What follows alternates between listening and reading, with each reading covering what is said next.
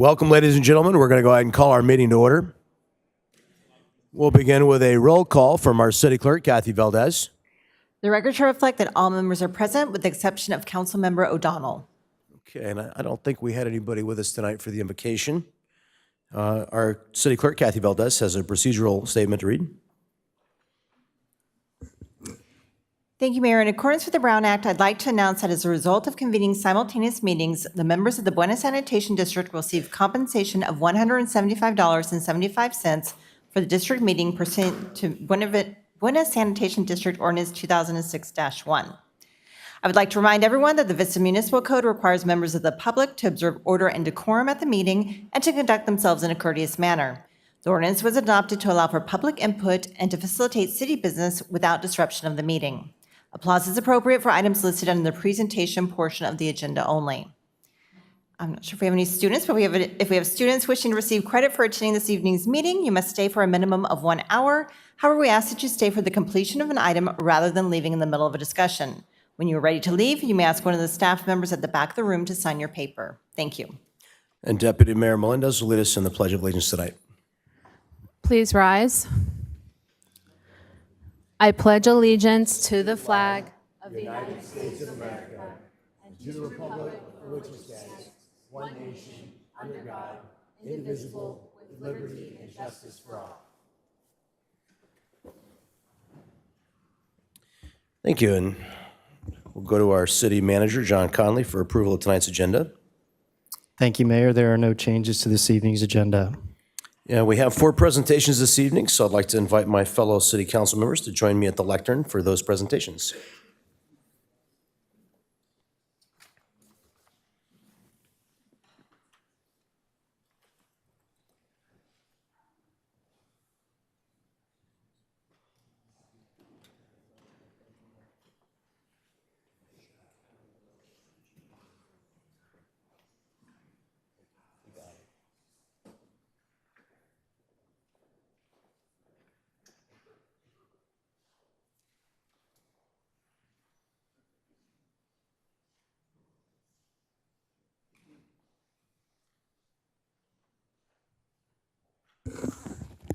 Okay, our first presentation this evening is a proclamation commending Captain Eric Kilpatrick, Engineer Joe Denhalter, Firefighter Wes Naharo, Firefighter Brett Osmus, Firefighter Logan Dearborn, and EMT John Espinoza for their outstanding heroism. Come on down.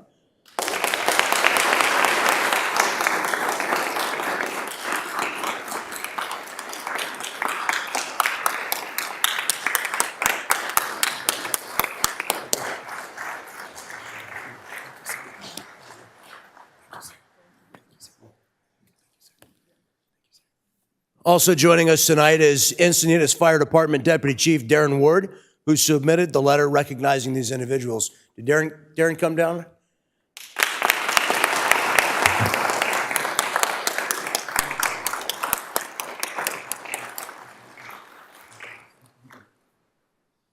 All right. Ask my fellow council members to take some of these and help pass them around to the right individual. Maybe they're not. They're duplicated. Congratulations. Thank you very much. Okay. All right, and the proclamation reads, whereas a resident of Vista who has previously retired from the fire service at a neighboring agency has conveyed gratitude and appreciation for the exemplary service provided by the emergency responders of the Vista Fire Department. Whereas on the 19th of January, 2024, at approximately 3 in the morning, they needed urgent medical assistance due to severe back pain, prompting a call to Northcom for an ambulance. Whereas the prompt and compassionate response of the Vista Fire Department, including Captain Eric Kilpatrick, Fire Engineer Joe Denhalter, and Firefighter Paramedic Wes Naharo. Is it Naharo or Najaro? Naharo, thank you. And Firefighter Paramedic Logan Dearborn and EMT John Espinoza provided the patient with quick pain relief, understanding, and smooth transportation to the hospital despite the early hour. And whereas the professionalism, attentiveness, and exceptional bedside manner displayed by the crew including careful handling during loading, driving, and unloading, as well as continuous concern for the patient's well-being throughout the journey, were commendable. And whereas admiration is expressed for EMT Espinoza's dedication during his first 24-hour shift, noting the exemplary care provided during the waiting period at Scripps Encinitas and the smooth transfer to the hospital bed upon arrival. Whereas emphasis is placed on the outstanding medical care and bedside care provided by Vista firefighters, reflecting positively on the Vista Fire Department and the City of Vista. Whereas we recognize staff's swift and compassionate response to this medical emergency, which exemplifies the core values of Vista Fire. Whereas acknowledgement is made of the heroic actions of our emergency responders, and our commitment is affirmed to providing them with the necessary resources to support and uphold the highest standards of service and excellence. Now, therefore, I and the members of the Vista City Council do hereby proclaim and commend Captain Eric Kilpatrick, firefighter engineer Joe Denhalter, firefighter paramedic Wes Naharo, firefighter paramedic Brett Osmus, firefighter paramedic Logan Dearborn, and EMT John Espinoza as heroes for their outstanding heroism and commitment to public service. Their selfless actions and remarkable service have made them shining examples of courage, compassion, and integrity.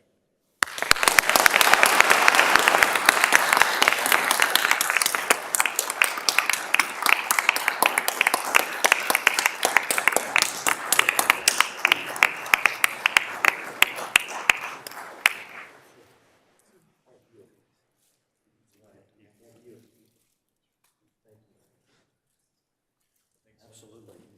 Yes, please do. Is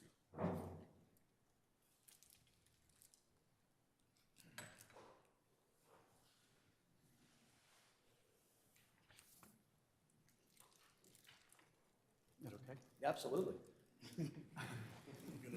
All right, okay.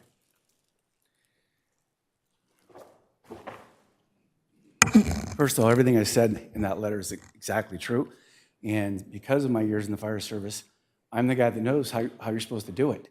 And you didn't know who I was. At first, you never know who they are in the middle of the night when you're in your pajamas laying in bed, right? And so thank you very much for taking care of my home, me, everything, my furniture, everything the way you guys did it. I could recognize things you're supposed to be doing that maybe the regular general public could not. And so that's why I want to make sure that these guys know that you did everything perfect. End of a 48-hour shift, 3 o'clock in the morning, multiple calls, all those things, and it was perfect, so job well done.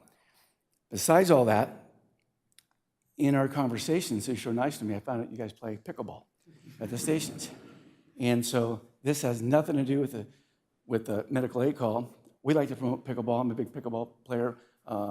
Me and my wife have a pickleball company, okay? And we have a pickleball court in my backyard at the house you went to. So what we want to do is instead of, I didn't come to the fire station to give you the traditional ice cream or cookies or brownies or something like that.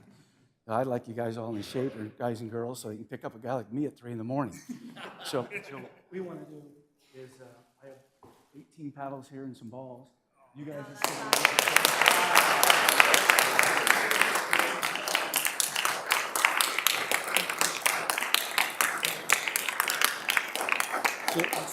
so those are all brand new. Those are all new paddles and balls. Promote physical fitness, getting out there together, work as a team, camaraderie, and all that stuff. Get out of there, get away from our phones, right? And so I just appreciate it, and that's it. Thank you very much.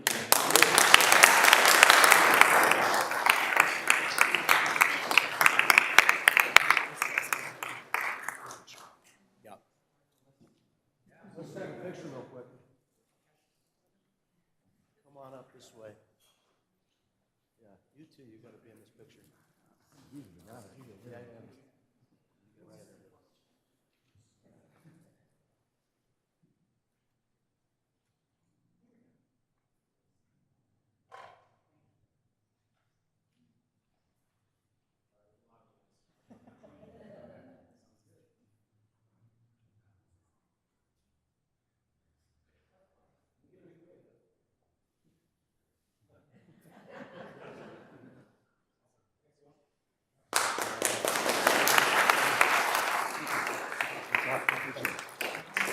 Thank you. No, those guys did such a good job. Those guys did a good job.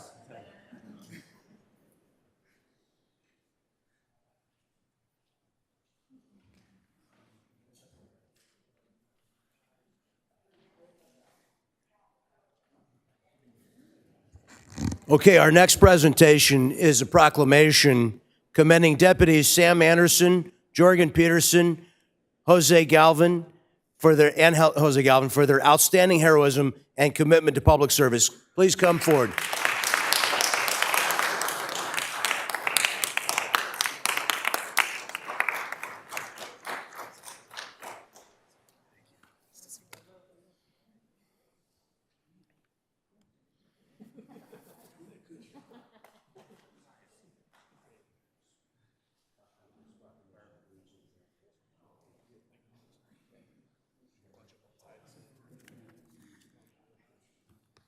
This proclamation of commendation reads, whereas deputies Samuel Anderson, Jorgen Peterson, Jose Galvin of the COPS West team stand as shining examples of heroism, tirelessly working to uphold the values of justice, safety, and community well-being. And whereas these extraordinary individuals have dedicated themselves to the noble cause of community-oriented policing, addressing quality of life issues, and providing essential support to the unhoused population within our city. And whereas through their unwavering commitment and collaborative efforts, they have provided crucial resources and assisted those in need, exemplifying the true spirit of heroism. Whereas deputies Anderson, Peterson, and Galvin have fearlessly confronted the scourge of addiction and illicit drug distribution, risking their own safety to protect our community from harm. Whereas their relentless pursuit of justice has resulted in over 50 drug-related arrests, disrupting the sale of dangerous substances, and making our streets safer for all residents, whereas their actions have had a profound and lasting impact, not only reducing crime, but also in fostering a sense of security and hope within the city of Vista. And whereas it is fitting and proper to recognize and honor these exceptional individuals as true heroes of our community whose bravery, compassion, and unwavering dedication inspire us all. Now, therefore, I and the members of the Vista City Council do hereby proclaim and commend Deputy Anderson, Deputy Peterson, and Deputy Galvin as heroes for their outstanding commitment to heroism and public service. Their selfless actions and remarkable service have made them shining examples of courage, compassion, and integrity.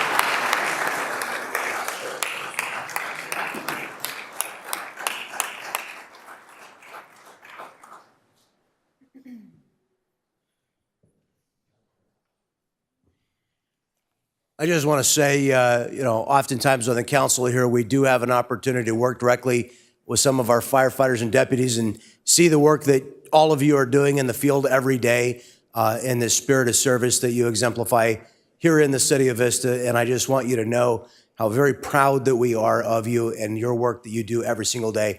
Thank you for your service, your commitment, and your heroism. Appreciate you.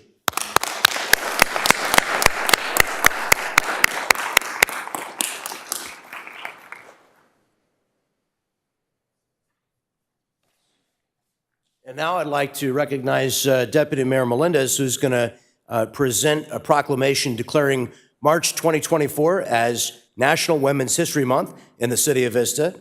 And to accept this proclamation, we have Pat Orglieri with the Seroptimus Vista North, North County Inland, and members of the Junior Troop 1180 and Brownie Troop 1199, who are also celebrating Girl Scouts' 112th birthday today.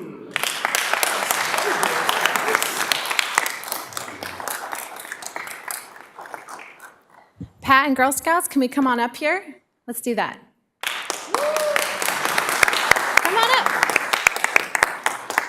Thank you so much. being here. Thank you for being here. Great job. Thanks for being here. Thank you all so much. It's your whole month. Oh my gosh. And maybe Pat's not here, but I am a Seroptimist, so I would be happy to just call forward any of my other Seroptimist sisters. Whereas National Women's History Month celebrates the legacy of trailblazing women who have built, shaped, and improved upon our city, state, and nation. And whereas women of every age, race, religion, class, and ethnic background have made historic contributions to the growth and strength of Vista in countless recorded and unrecorded ways.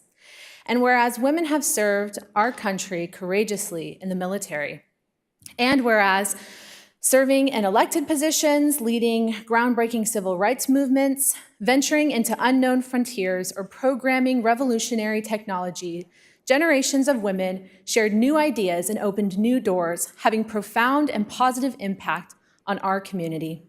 And whereas women have been leaders, not only in securing their own rights of suffrage and equal opportunity, but also in the abolitionist movement, the emancipation movement, and the industrial labor movement, the civil rights movement, and other movements, especially the peace movement, which creates a more fair and just society for all. Whereas women play a critical economic, cultural, and social role in every sphere in life, in Vista and in the nation. Now, therefore, the mayor and the deputy mayor and the members of the Vista City Council hereby proclaim the month of March 2024 as National Women's History Month in the city of Vista. Thank you.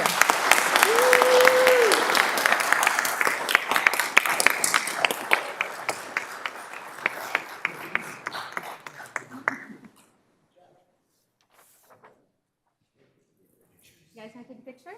Thank you. Come on down. How did cookie sales go this year? Great? Awesome.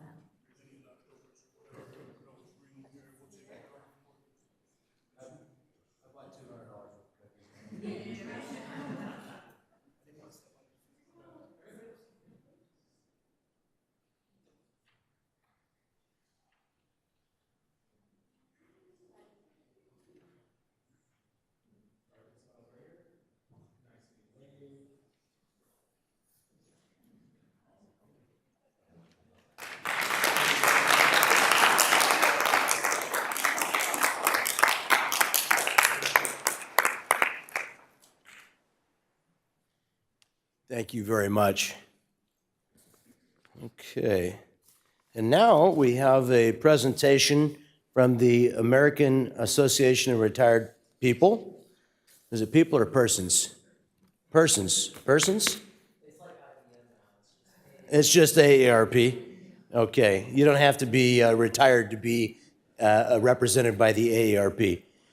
So I'd like to invite, we have Israel Hernandez, Associate Director for Advocacy and Community Engagement for AARP in San Diego, and Steve Burrell, a local AARP advocacy volunteer. And it looks like you brought a whole bunch of AARP advocates. Do you guys all want to come up? And good, come on up. Understand you? Yeah. You want us to sit up here and watch the presentation? Yeah, they want to make a presentation to us here. Yeah, yeah. So, what's the best format to Yeah, just, talk right into this so we can all hear you. Okay. Yeah. Well, I'm going to make another presentation here in a moment that'll add some more clarity to what it is I'm presenting. But just right off the top, I'll share that I'm going to be presenting the City of Vista with a placard recognizing them embarking and joining the Age-Friendly Network. Again, I'll talk a little bit more in a presentation about what that means, but essentially it means creating a community-driven plan, not just for older adults, but for all community members in the areas of housing, transportation, and others that I'll share. But I'll just go ahead and read this now and present it to you.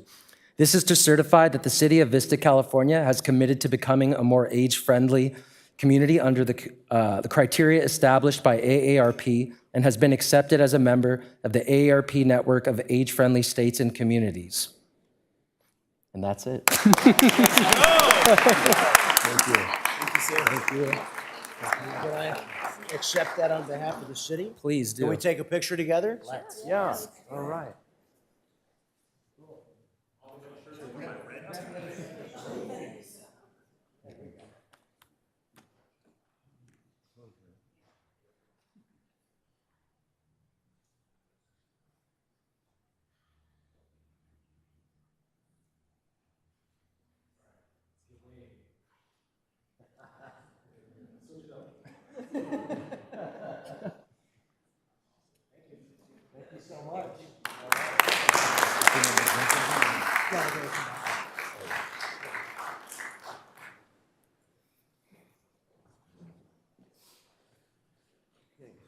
If you have more to say, this is, come on. Sure. Yeah, we'll recognize you right now and give your presentation. Oh, perfect. Come on. I'll let you know and you can close out. All right.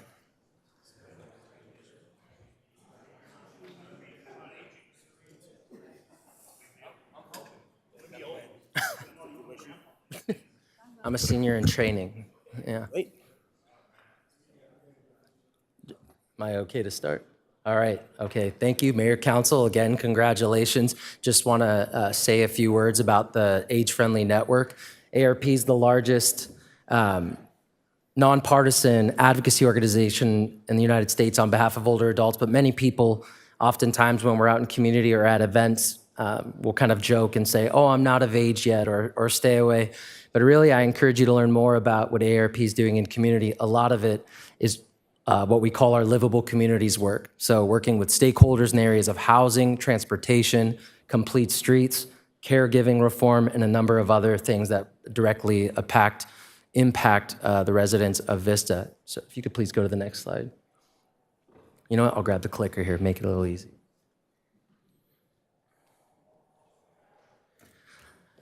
Again, up there, we'll just note some of our primary focuses. And I just encourage you all to think about what a livable community is to you, what it is to your parents, to AARP, a livable community, and to many other stakeholders is a place where you can feel safe, where the streets are walkable. There's an ample supply of housing for everyone. You have the amenities you need, nice parks, access to healthcare, among other things. And again, just a definition there. So there's really an imperative for this. Our population is aging at a rapid rate that most people don't talk about. By 2034, the US will for the first time be a nation comprised of more people over 65 than children. That's going to mean significant things for how we approach planning, how we approach providing healthcare, training homeless outreach providers, or even when I think about when I'm 65, are the places I want to go to for a drink or for fun going to be, are they going to have a ramp? Is the text going to be large enough for me to read the menu? Other things relative to older adults. By 2060, 1 in 4 people will be 65, and by 2035, that number, that margin will widen. So knowing this provides us with a turning point. There's already a lot of great work going on in a number of jurisdictions. I'll share that Oceanside has recently joined the Age-Friendly Network, City of San Diego, National City, Carlsbad. At this point, we're at 10 jurisdictions within the county who have joined the Age-Friendly Network. So you're joining a great group of other jurisdictions who are happy to share what's working for them in their age-friendly process, and they'll be happy to learn from you and what your work will be. These are the focus areas. What I'm describing probably sounds quite broad and like a lot of work, and what it is, but the beauty of it really, which Steve will touch on here in just a moment, is that we really try to focus on these 8 domains, which is what we've identified as the core areas within a community that you can work to improve. You can always add a domain based on a community's need. For example, the county is focused on adding a dementia-friendly domain so that they can improve services provided to that community. Again, some statistics here. So there's over 80 communities enrolled in California, serving over 28 million Californians. And then again, 10 communities here in San Diego, I believe 11 now, with Oceanside joining. And AARP's role will be to provide resources, support, guidance, and volunteers, as you see here. So for the listening sessions and those components, we look forward to supporting your work.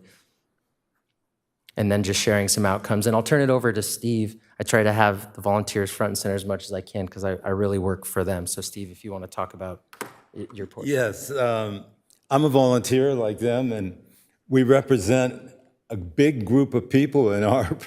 So one of the things that excites me about this potential and hopefully the future where we work together, partnership with you, is just engaging this population, and I'm part of in a community effort to make this a better place for all of us, because the domains, and believe me, we have creativity, what they may be, but this is going to be driven from the bottom up. So just know that. Don't be afraid. You're going to raise expectations. That's just expect it. But together we'll get through this, okay? And we will be realistic about what we can or cannot do and not make people have expectations that can't be met, just letting them know that there are limits, obviously, on particularly when it comes to money, what we can do. But I am convinced that this may be one of the best things that ever happened, because that's how I feel about it with me. I didn't have a plan for what I was going to do in my retirement. I had no idea that this happened until I happened to stumble upon it in a story in the newspaper. And it's exceeded my expectations in terms of my own sense of personal worth. And it's part of what this is about. And the fact that it's got the organizational framework for us to get this done is so important. So I just want to thank you, because honestly, I feel like you stepped up to the plate and you took risks to do that, because you do have the values that we share, and understanding the importance of this to this important part of the community. And you know, that we're only going to see more challenges, particularly when it comes to healthcare issues and housing. But this is hopefully going to help us move forward in some of those subject areas. So I want to thank you very much, and my fellow volunteers here who do the work, basically. So I know you have a commission here. I'm hoping we will work with them. And one last thing is my role has been to work on the coalition to lay the foundations for this. And in that regard, I'm working with the faith community, the business community, the veterans community, community groups. And so that's also what I see as a tremendous value, is to get us all working towards some kind of commonality for the greater good. So thank you very much. Thank you very much.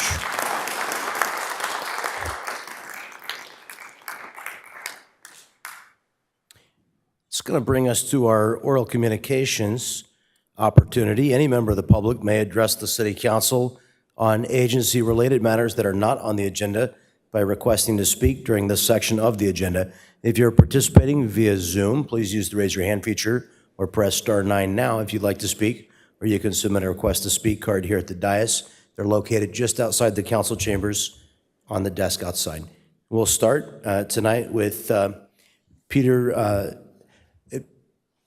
Where is Peter? Peter, you're going to have to remind me, Peter, on the last name. Tchaikovsky.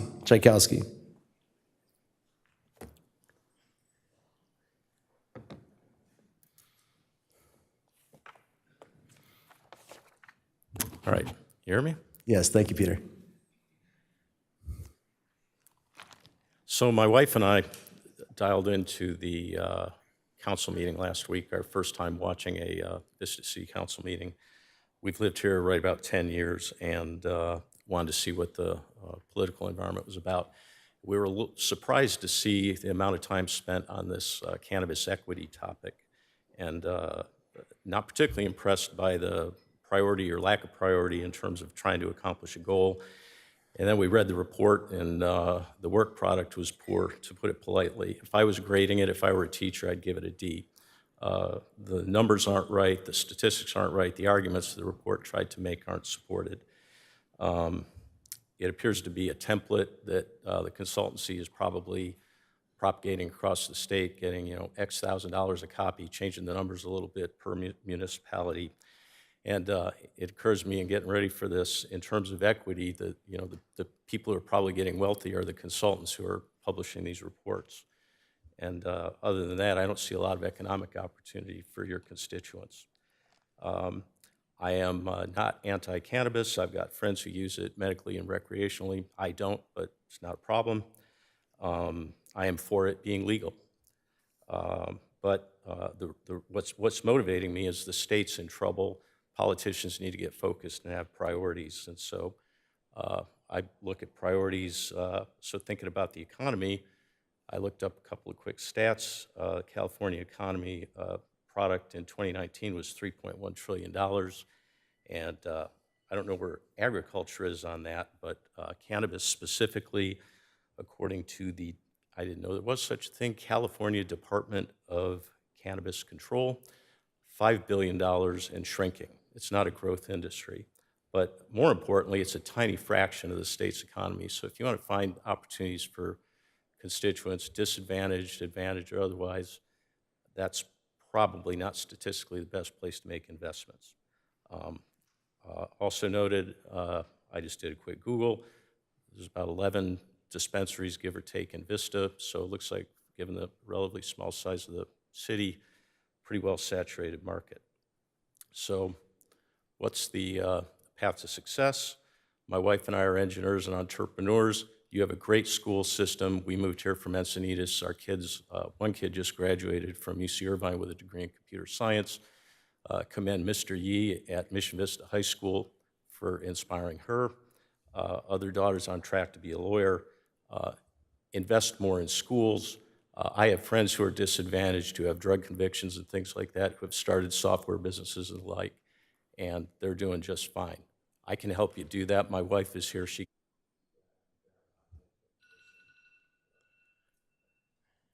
Thank you, Mr. Tchaikovsky.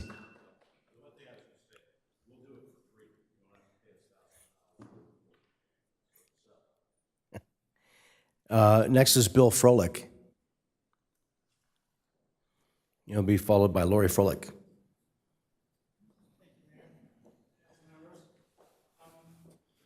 Thank you for hearing me tonight. I want to address the ordinance that currently, I guess, is being drafted concerning the short-term rentals in Vista. I became aware recently that this has been in process for a while. Since a year, I saw a YouTube meeting that you guys had, and it's since become a great concern of mine. Yesterday, I emailed most of you a detailed letter outlining this, but I would appreciate you listening to me as well tonight.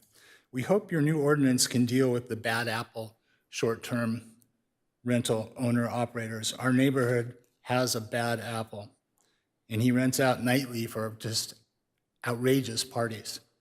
There's screaming, yelling, loud music, disco lights, just flooding the whole area. There's underage drinking, yelling vulgarities, and this often happens at these huge parties. Not all at once, but often they happen all at once. They start in the daytime and stretch through the night past 10 p.m. and into the wee hours of the morning.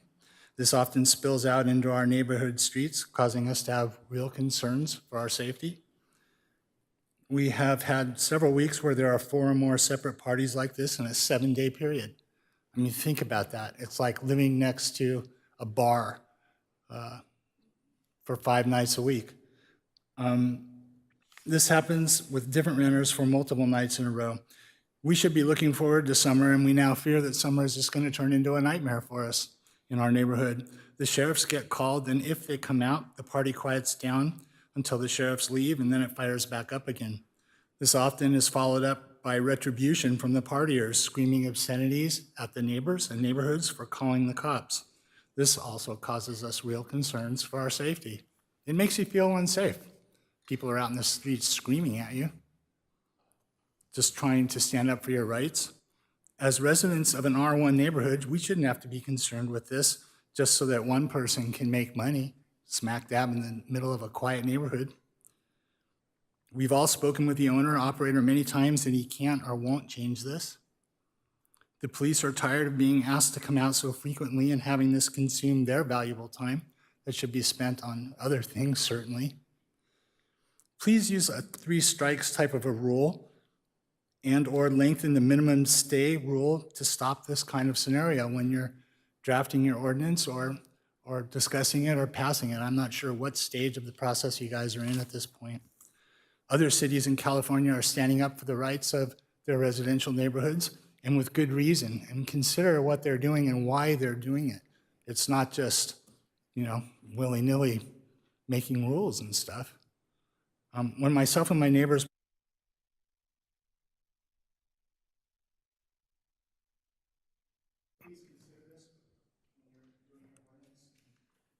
Thank you. Lori Froelich?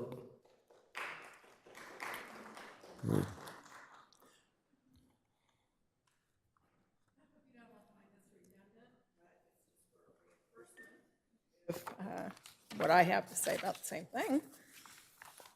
So I'm here today to respectfully request the mayor and the city council review and revise the Vista ordinance regarding short-term rentals.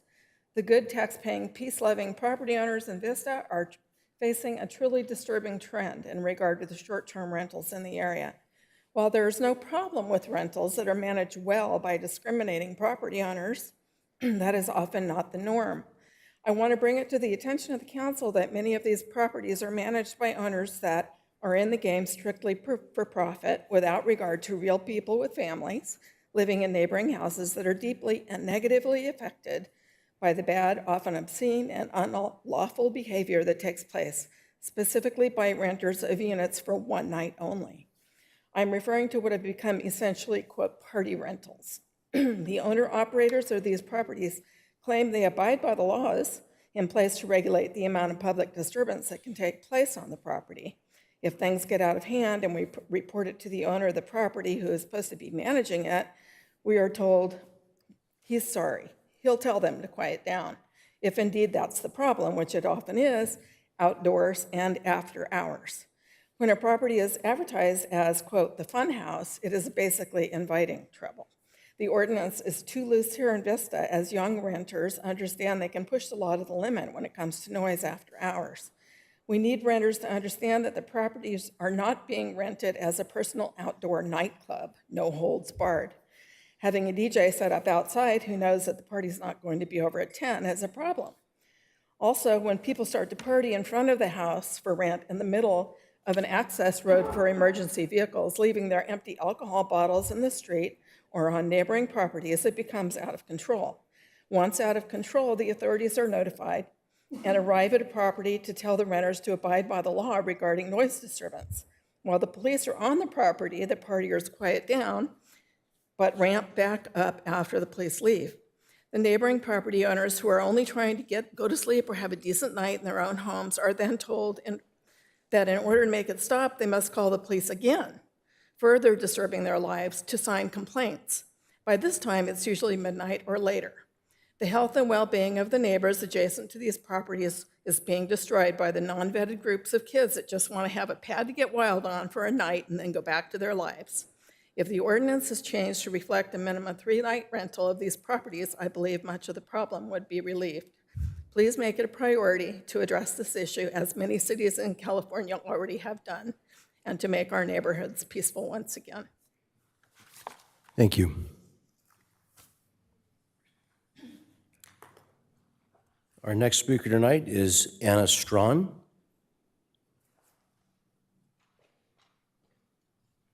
Followed by Carrie Mitchell. Good evening. We come to you today with an issue we hope can be successfully resolved by establishing rules and regulations for short-term rentals. These STRs are currently plaguing our peace in our neighborhood. Specifically, we're here about a business being run in Crescent Drive.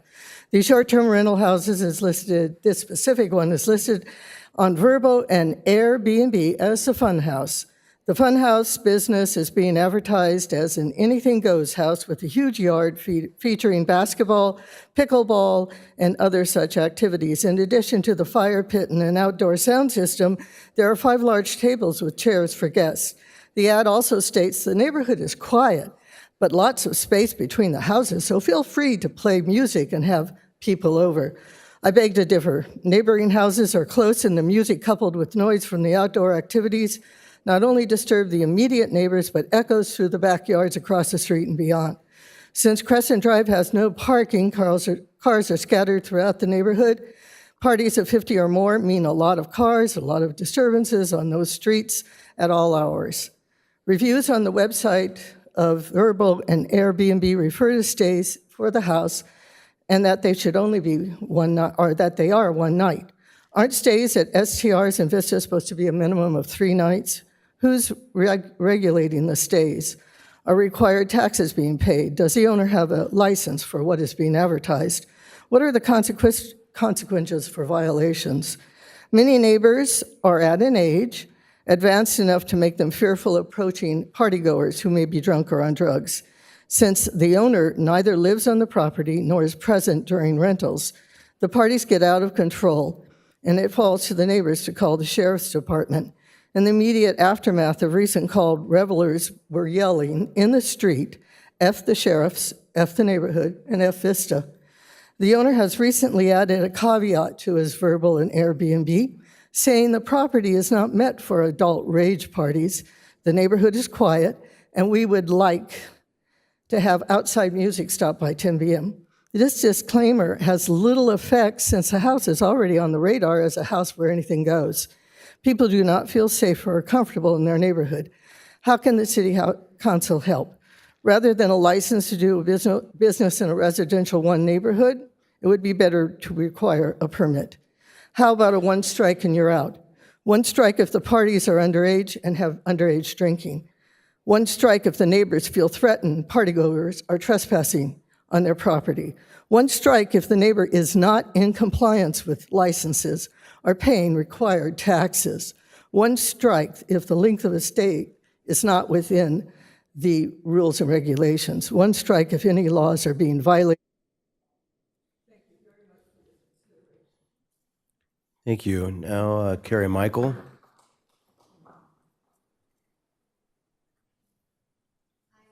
I don't want to repeat what my neighbors have pretty much already said. I live right next to this house. It's the Verbo, the fun house. And it's noisy. There's people, I hear it, my bedroom's right next to their house, and I don't get any sleep. And I have 2 dogs. I let my dogs out. If they bring dogs, then we have a dog bark fest. And so I bring my dogs in, which, it's not a big problem, but my life has just been, I don't know what day they're going to be there to make noise. When we had the 50 people there, it was loud. They were there till almost, 3 o'clock. The cops came. They quieted down. Then as soon as the cops left, they were noisy again. And they were out in the street, underage. Kids were running down the street. We have no sidewalks. It's a dark street on Crescent. Plus, the neighbor on the other side of them has the driveway next to them to deal with. Their fence is right along there. They have a driveway, the side of the house, and the backyard where they have the basketball. A lot of people play basketball. And unfortunately, they've broken her fence in 2 places, and they also jump over the fence to retrieve the basketballs, which is trespassing on her property. So she's at 845 Crescent Drive. I'm at 903, which the numbers are weird, but the house that we're talking about is 853 Crescent Drive. And so we're right next to her, this house. Even before it was a Verbo, the owner had really loud parties with loud music and noise and cars. And now that he's getting a divorce, he's doing this Verbo, making money. And it's just, our lives have just been affected. We don't feel safe. There's trash left everywhere, broken bottles, cans, beer cans, underage drinking. We'd just like to know what the rules are and what the consequences are if they break the rules. We'd like to have a 3-night minimum to make sure that people are not just coming for one night. We've had motorcycles there revving their engines at like 3 in the morning, and there's no speed bumps on Crescent Drive. We'd really like to have a speed bump because people are racing down the street. I don't know if you know that, but it's a hazard. They're not doing 25 miles an hour, they're doing 60 miles an hour. So thank you for your time, and we'd really like to know if you can help us out. We're all retired people, and we'd like to have a quiet retirement in our quiet neighborhood. Thank you. Thank you. And now we'll go to Terry Ann Skelly on Zoom. Is it Skelly or Skenny?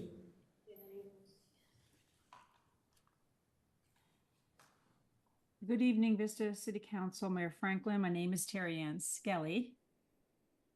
Throughout the last month of February, Healthy Heart Month, there were numerous important research articles circulating in the mainstream media regarding the devastating impacts on the heart from smoking and vaping marijuana and tobacco, and the effects of marijuana and tobacco's secondhand smoke and vape on all of us, especially in public places.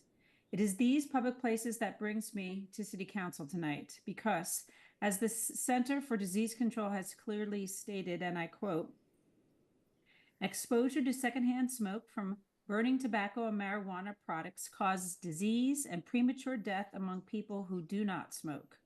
There is no risk-free level of secondhand smoke or vapor. Even brief exposure can cause immediate harm." End quote. Marijuana and tobacco smoke contains hundreds of harmful chemicals. 70 of these chemicals can cause cancer, as determined by the California Office of Environmental Hazards. All public health efforts here in our city should work towards supporting and legislating a smoke-free and vape-free environment by banning smoking and vaping tobacco and marijuana where the public congregates.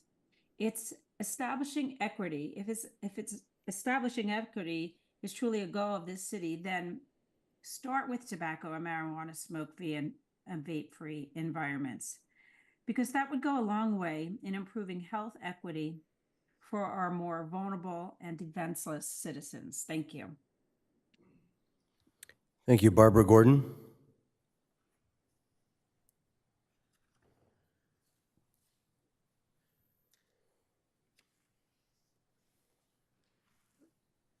Good evening, City Council. I wanted you to know, in 2016, California voted to legalize marijuana, and that initiative specifically called on the state to regulate pesticides in marijuana products.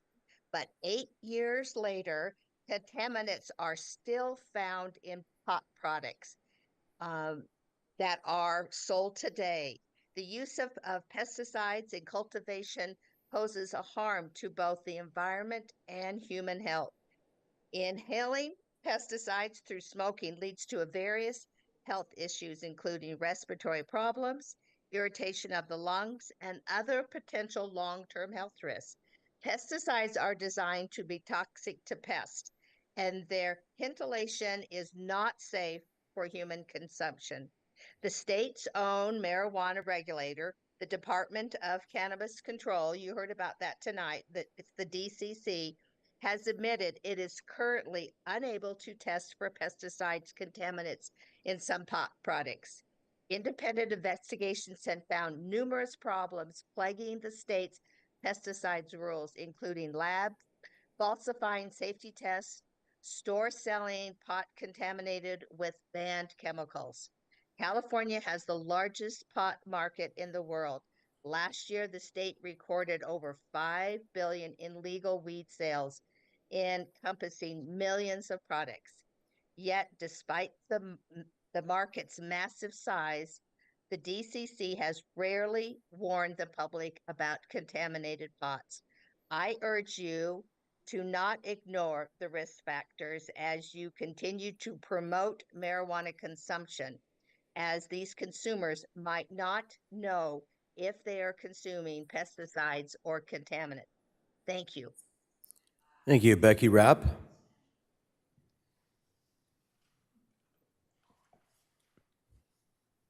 Good evening, Mayor Franklin and Council. My name is Becky Rapp, and I wanted to take this opportunity to thank you for recognizing the severity of our homeless and our mental health crisis. I appreciate that this topic is listed as number 1 on your list of City Council goals. Homelessness and drug use are often related, and I would suggest including sobriety as a goal when providing housing for residents. The highly concentrated THC marijuana products sold at pot shops are considered by treatment professionals as an entirely different drug than was sold 15 years ago. THC and its impact on youth mental health is being significantly overlooked. Journals and articles are printed daily regarding the negative impact marijuana has on the developing brain, and devastating stories of psychotic breaks, suicide ideology, and violent behavior. It's crucial that this council take a deep dive into the impact normalization and commercialization of marijuana products and are having on our young people. According to Gallup polls, young Americans aged 18 to 34 are 5 times more likely to smoke marijuana than cigarettes. And among those, 26% said they use marijuana, compared to just 5% who smoke cigarettes. According to this survey, age is a significant driver of the likelihood of smoking marijuana. Are we surprised? We shouldn't be. The marijuana industry has been given free rein to advertise and market its products to young people. And the Gallup poll proves this theory as its survey shows that Americans consider marijuana to be less harmful than alcohol, cigarettes, vapes, and other tobacco products. 70% of Americans view smoking marijuana to be a normally acceptable activity. Of course, our teens and young adults believe it's safe. Our city permits these colorful gummy bears and flavored vapes. I ask you to please summon public health care professionals like emergency room doctors, pediatric psychologists, and parents who can share their firsthand experiences with the devastating impacts marijuana products have on the developing brain. Our youth's brains are under attack, and the city must prioritize safeguards, not to exacerbate our mental health crisis we are currently having. Thank you. Thank you. That'll bring us to our consent calendar this evening. That is the end of our request for oral communications, so that will close the opportunity for oral communications at this time. The recommendations on the consent calendar will be enacted in one motion unless an item is removed from the calendar. We do have 2 items that have been removed this evening from the calendar by the public, which are items C7 and item C8. Any member of the public may remove an item by submitting a request to speak card to the clerk or secretary by using the raise their hand feature on Zoom or by pressing *9. Items removed from the consent calendar will be considered immediately following the adoption of the calendar. We have 7 remaining consent items this evening. Councilmember Contreras. I'd like to move approval of the consent calendar. And I also just want to let folks know, and it looks like some of the items pulled have to do with speed hub petitions, but for the folks that are experiencing a high volume and fast speeds on Crescent, please check out our petition process. That's something that you might be interested in. Thank you. Deputy Mayor Melendez. I'll second to approve the consent calendar. Okay, we have a motion and a second. Please cast your votes.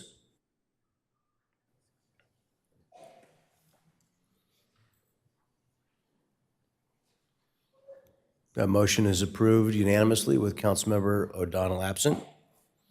That'll bring us to item C7, speed humps on Marizon Lane, and we do have a member of the public, Mr. Brandon Rake, who has requested to speak on this item.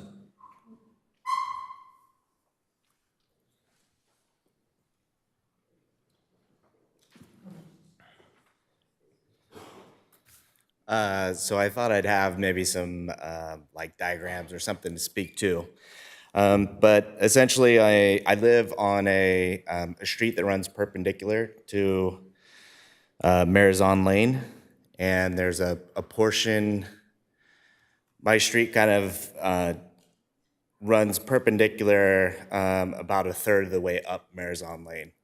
And I'm opposed to installing any speed humps in that short section of road.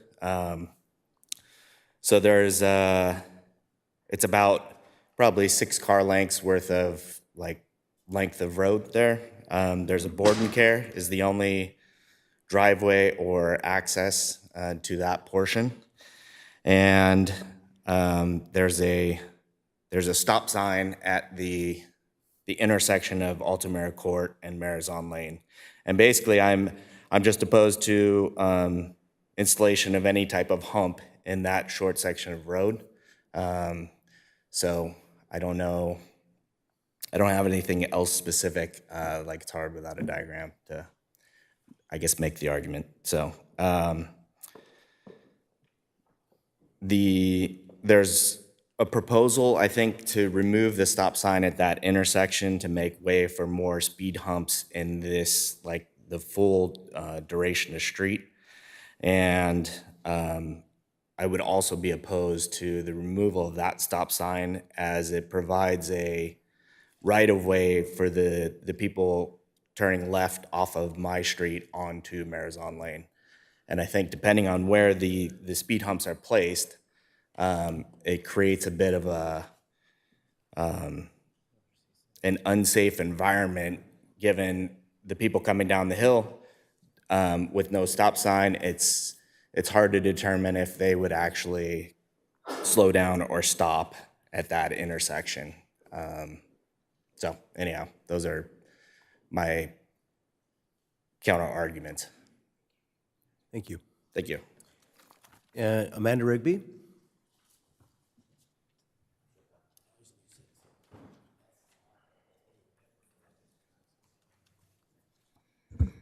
Thank you, Mr. Mayor, members of the City Council. I'm Amanda Young Rigby, and I live in this neighborhood.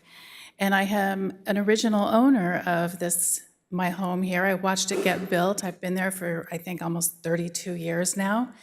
And we have come before the City Council and the Traffic Commission multiple times in the last 30 years asking for assistance with the speeders through our neighborhood. And with the advent of Waze and the cell phone maps and things, we have turned into a cut-through neighborhood. It's a thoroughfare from Sunset going down to Emerald, or the opposite direction going through our neighborhood down Pomelo Hacienda to Melrose. So we have asked multiple times, and we've got stop signs. Nobody stops at the stop signs. We have 2 stop signs that are just merely feet apart from each other, which is really ridiculous, and nobody stops in either direction. So we went back to the Traffic Commission for, I don't know what number time that was, the last commission meeting, and they finally approved the speed humps that we've been asking for a long time. We've almost had children killed, families, moms walking across the street. The mailboxes are all on one side of the street, so if you want to get your mail, you have to go over there. And we've had multiple instances where people have come around the corners, not stopping at the stop sign, and almost run somebody over there on Cantera. So we have been asking, we were heard, we had traffic commissioners that came and walked our neighborhood. So I just ask you, please do not deny the speed humps tonight. Let us have an opportunity to protect our kids and our families and slow the speeders down and slow the wayfarers who just run through our neighborhood down a little bit. So I just ask for your grace and to protect our neighborhood and our kids. Thank you so much. Thank you. Laura, next is Laura Felix.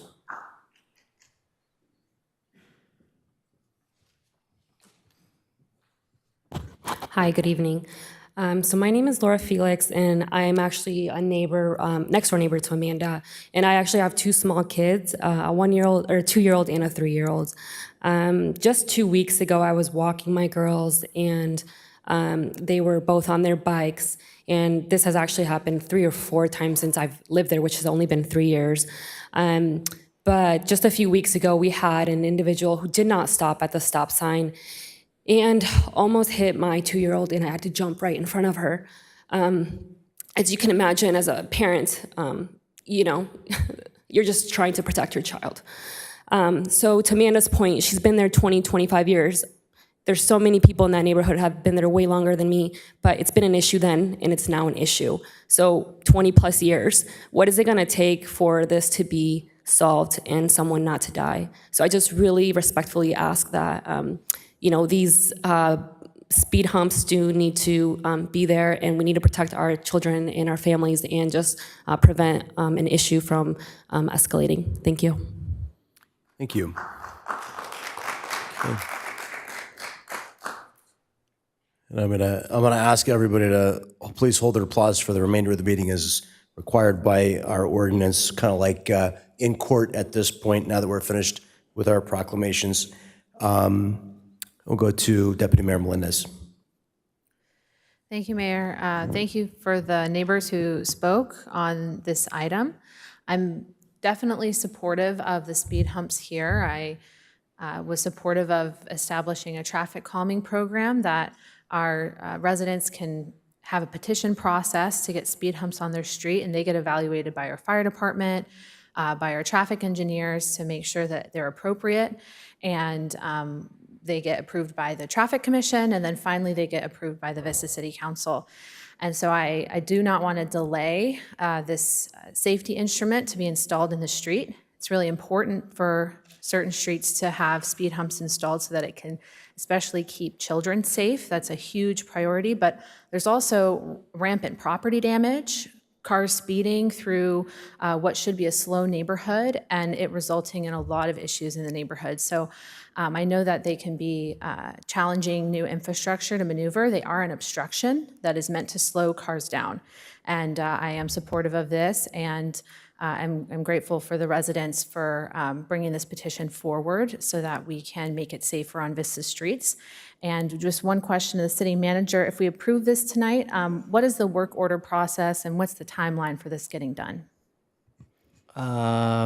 Typically, this is like a 8 to 12 week process for us to get a contractor to get this work done. So that would be the expectation. Great, 8 to 12 weeks. Awesome. I'll make a motion that we approve the speed humps here, and that's all. Thank you. Councilmember Contreras. Yeah, I'm 100% in support. This is something that, it was a little awkward to have to fight the city and the fire department to be able to get a traffic calming policy that included the speed hump petition. But, this is just such a concern that I've been hearing since I was elected in 2018. And it took us some time to get to the point where now you all can get together in your neighborhoods and determine, your own fate, basically. So it's an analog technology, basically, right? And it allows us to have a safer community. So I second the motion. I'm 100% in support. And please continue to let people know that there is a petition for speed humps and for traffic calming, because we want to ensure that just like you're going to see improvement in safety, that other communities in parts of Vista also have that new livable lifestyle, right? You have your homes, you haven't been able to enjoy it. So thank you for the public coming forward, whether you were in support or not support. Your comments are very much appreciated. Thank you. Okay, we have a motion and a second. Please cast your votes.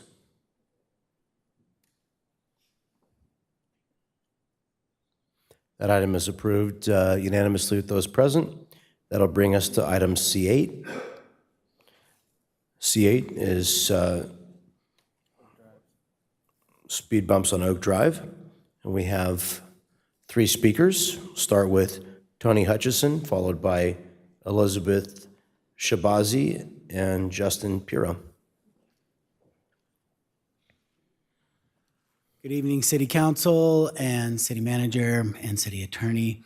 Thank you for giving me a chance to speak on this. I live on Oak Drive, and I would just want to encourage you to also approve speed humps on Oak Drive.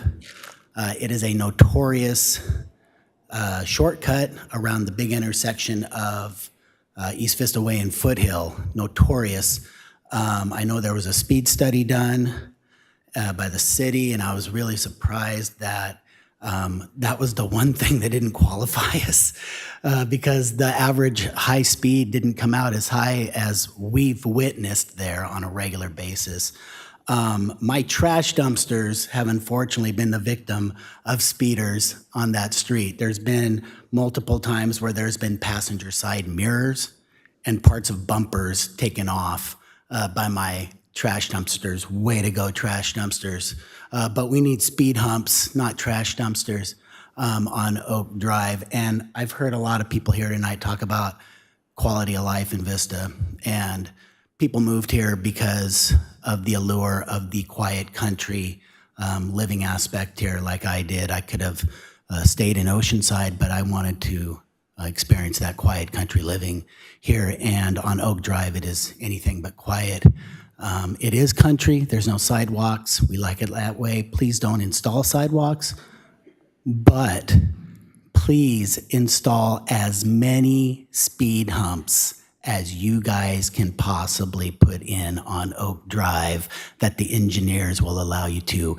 And please build them as high as possible, because the 2 stop signs on our section of Oak Drive are just merely suggestions. They are not taken seriously. We've had multiple accidents. And then my wife and I were also a victim of an accident recently in January up at the intersection of Foothill and Oak. But people get a roaring start from that intersection. and they come flying through there, even with the big 25-mile-per-hour painted on the street as you go onto that section of Oak Drive. So speed humps seem to be the only solution to slowing down people on Oak Drive, and hopefully sending a message to everybody else in Vista that that little cute country road of Oak Drive is no longer going to be a wild, crazy shortcut around the big intersection. Because if you want to go fast, stay on Vista Way. Otherwise, take your time going over the speed humps on Oak Drive. Thank you. Thank you. Elizabeth Shabazi.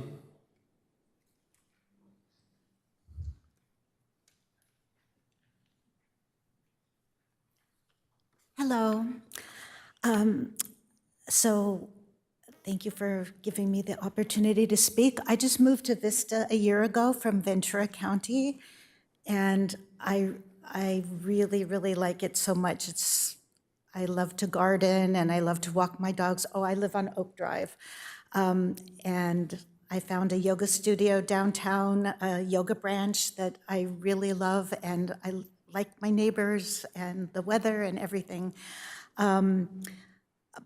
But I like to walk my dog and on Oak Drive, and we have to jump out of the way because people don't even slow down at the stop sign. And actually, in some ways, it's dangerous. The stop signs are dangerous right now because people are coming so fast, but when they see us, they slam on the brakes, and then they sometimes spin and can get us. And then I just want to say that somebody on the Traffic Commission, because I already spoke about this, she admitted that she drops her child off at the school, and she says she's a New Yorker and she's terrified. So that's somebody on the Traffic Commission. So yeah, I just wanted to say, I'm happy that you're probably going to approve the speed bumps. I know you want it to be a safe place. And I was, I really do love Vista, but I was talking to some people about people running stop signs, and they laughed and said, oh yeah, Vista's known for that. I was like, you don't want to be known for that, do you? That people run stop signs here, so. And then, people do throw garbage and glass bottles and things, but I can do something about that. I can pick up the cigarette butts, I can pick up the glass and throw it away. I don't like it, but I can do something about that. I can't do something about the speeding. So thank you. And I really do love it here in Vista. Thank you. Justin Piro.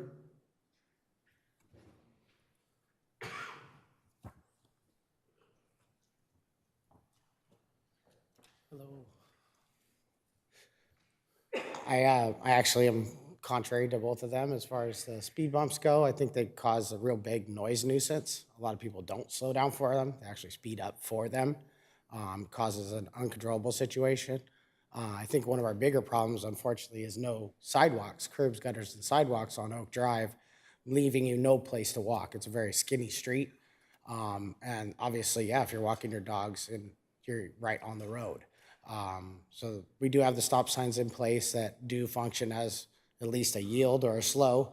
They're not really enforced, so most of the times people don't stop for them. But I don't agree with the stop signs. I think they just or the speed humps in that fact, because they just kind of create something for motorcycles to speed up and jump over, and cars to get a sense of like uncontrollableness if they hit them without slowing down.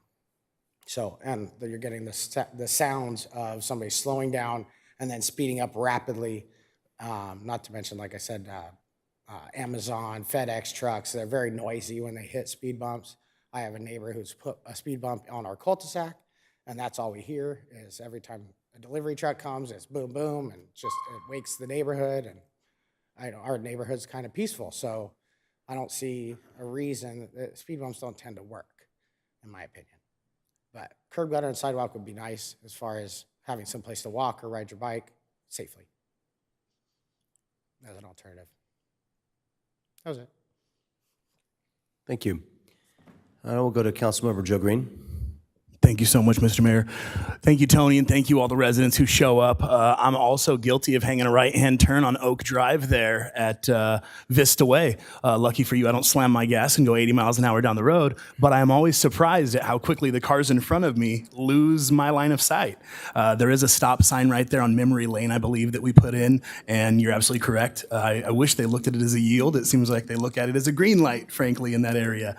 I walk my dogs in those areas as well, Pancake and the girls, and it is tough when people are speeding in that area. So I definitely appreciate the activism on the community part. Ms. Shabazi, I mean, there's, how many signatures did we get over here? 46 residents that you spoke with. Over 63% of the people in your area want these speed humps. So I've seen these petitions pass with as little as 6 to 8 signatures on them before, but you really went the extra mile on being boots on the ground and speaking with your community. So we know not everybody in the community is going to be for these, but what we're trying to do is make sure the majority of the residents see the benefit of them and see the safety impact that it's going to have. And due to your work and boots on the ground and having all these signatures from all of your neighbors, it shows me that clearly the majority of the community do want these speed humps over there. And as Councilmember Contreras said, if any people in the community watching have issues with speeding in their neighborhood, this is a fantastic example of community advocacy. So 1 year into Vista and already making waves, girl, welcome to town. You are greatly appreciated. I'm sure Tony appreciates it. I see him walking his dog on Oak Drive and Foothill there. We do have a roundabout going in, as you know, at that location, and we're really hoping that that'll help kind of break the traffic, actually get people to stop at that intersection as well. So thank you so much. Really appreciate the advocacy. With that, I would move approval of this item as recommended. Councilmember Contreras. Yeah, I 100% second the motion. And I just want to say, because I am sometimes a little bit of the historian here on the council, I noticed that this is at 63%. And just to let the public know, we had a very robust discussion with the council, and it wasn't unanimous, but there was a majority that moved it to 51% because the competing proposition was that it needed to be a supermajority of 2/3, meaning that if we would have went that direction, you would be 3% short. So I really appreciate my council for having a simple majority on this. And thank you. This is a lot of hard work going door to door. That's something that we have to do, right? And so we know it can be difficult, but I really appreciate the work that went into this. And again, I want to continue to see these come before me because I know there's a lot of places in our community that we need a little bit of help with the traffic calming. So, second. Okay, we have a motion and a second. Please cast your votes.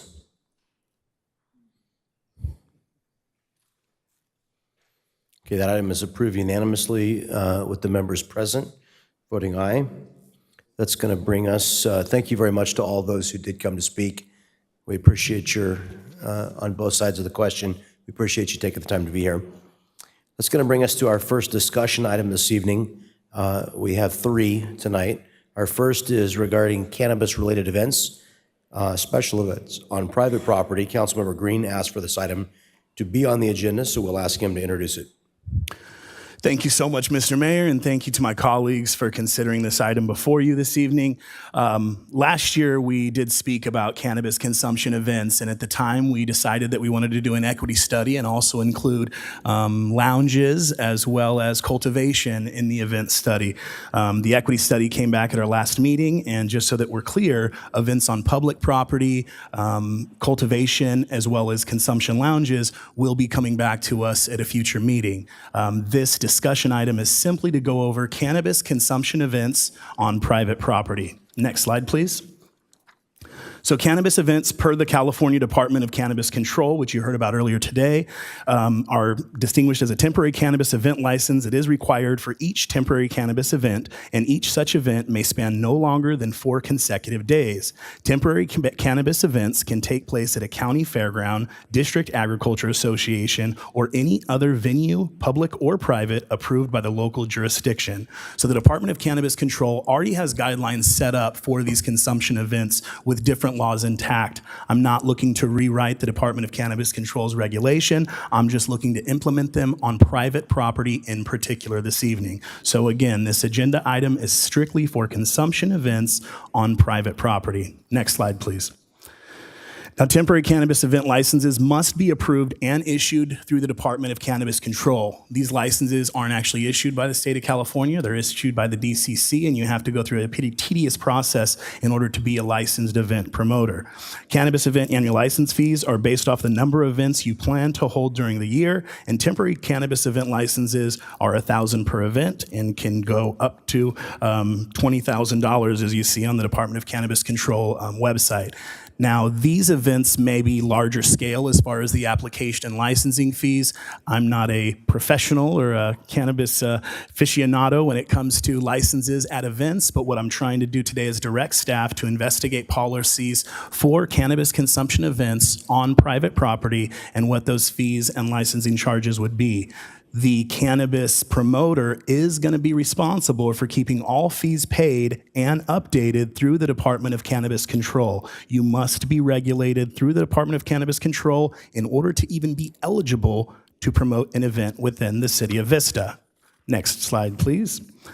Here's a little bit of information, cannabis event fact sheet, the Bureau of Cannabis Control event fact sheet, just kind of breaks down how temporary cannabis event licenses work, sales and consumptions, and also what the difference is between an event organizer license, a consumption lounge license, and all of that. So just more information the council can kind of look up online there.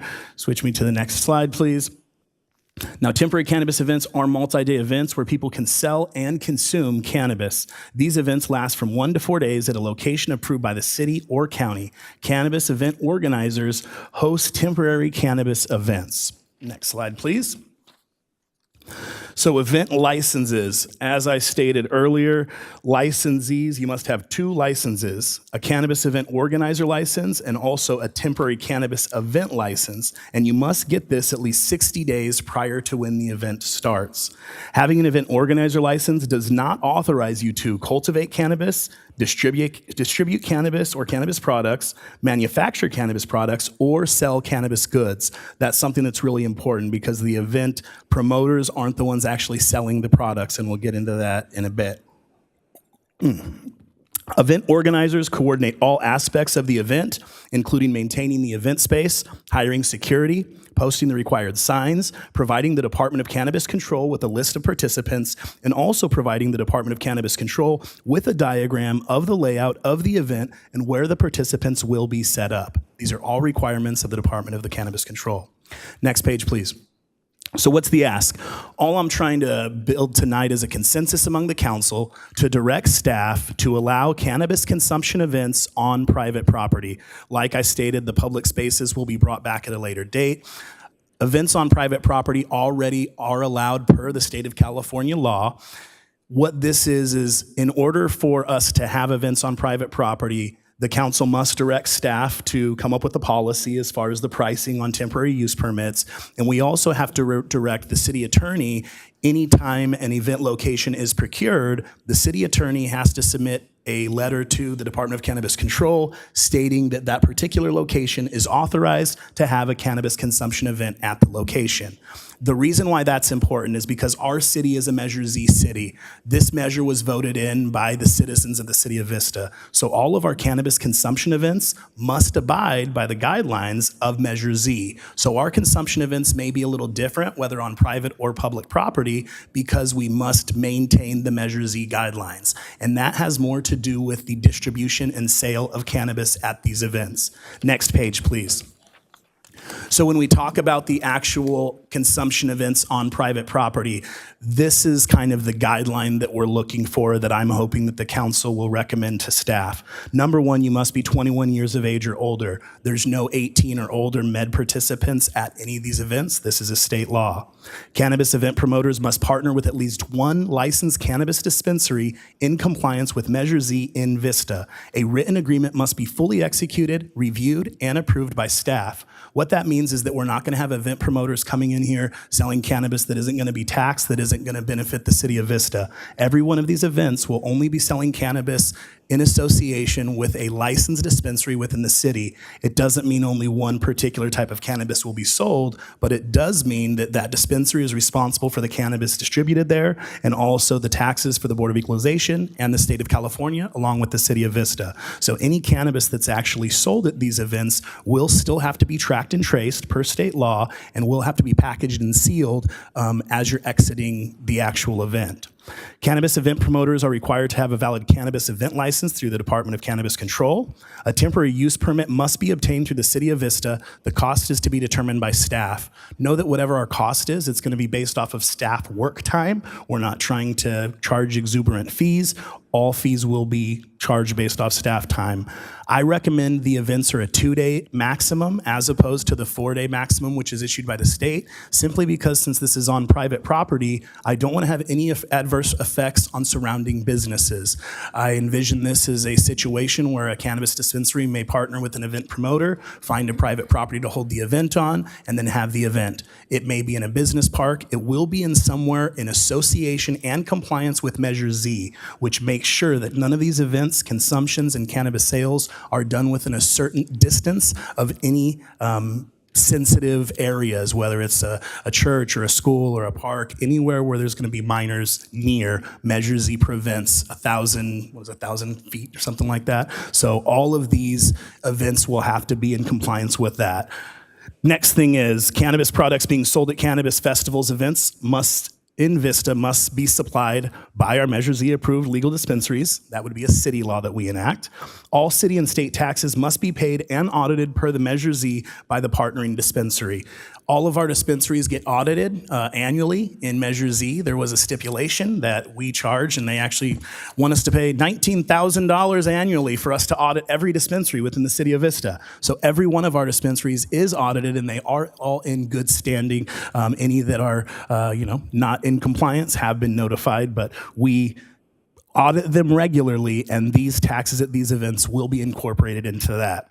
The entire event area where cannabis is being consumed must be privacy fenced off or an enclosed space with no visible access to the area from the public right-of-way or promotional signage. There'll be no advertising to kids. There'll be no, marijuana flyers handed out on the streets. There's going to be no sign twirlers in front of these events. These are very discreet events, and they're meant to be that way per the state of California. They will either be fenced off or, like I say, in an enclosed area. The event promoter must submit a safety plan for approval that meets all industry standards based on projected attendance, i.e. security, sheriff, traffic control, consumption limits, etc. This would be a city requirement based off of the amount of people who are going to be attending the event. If it's a small private event, a poker party, cigar lounge party, I don't know what you would do, but each license is going to be looked at individually, and each event is going to have a different safety plan based off the amount of people who are going to be attending.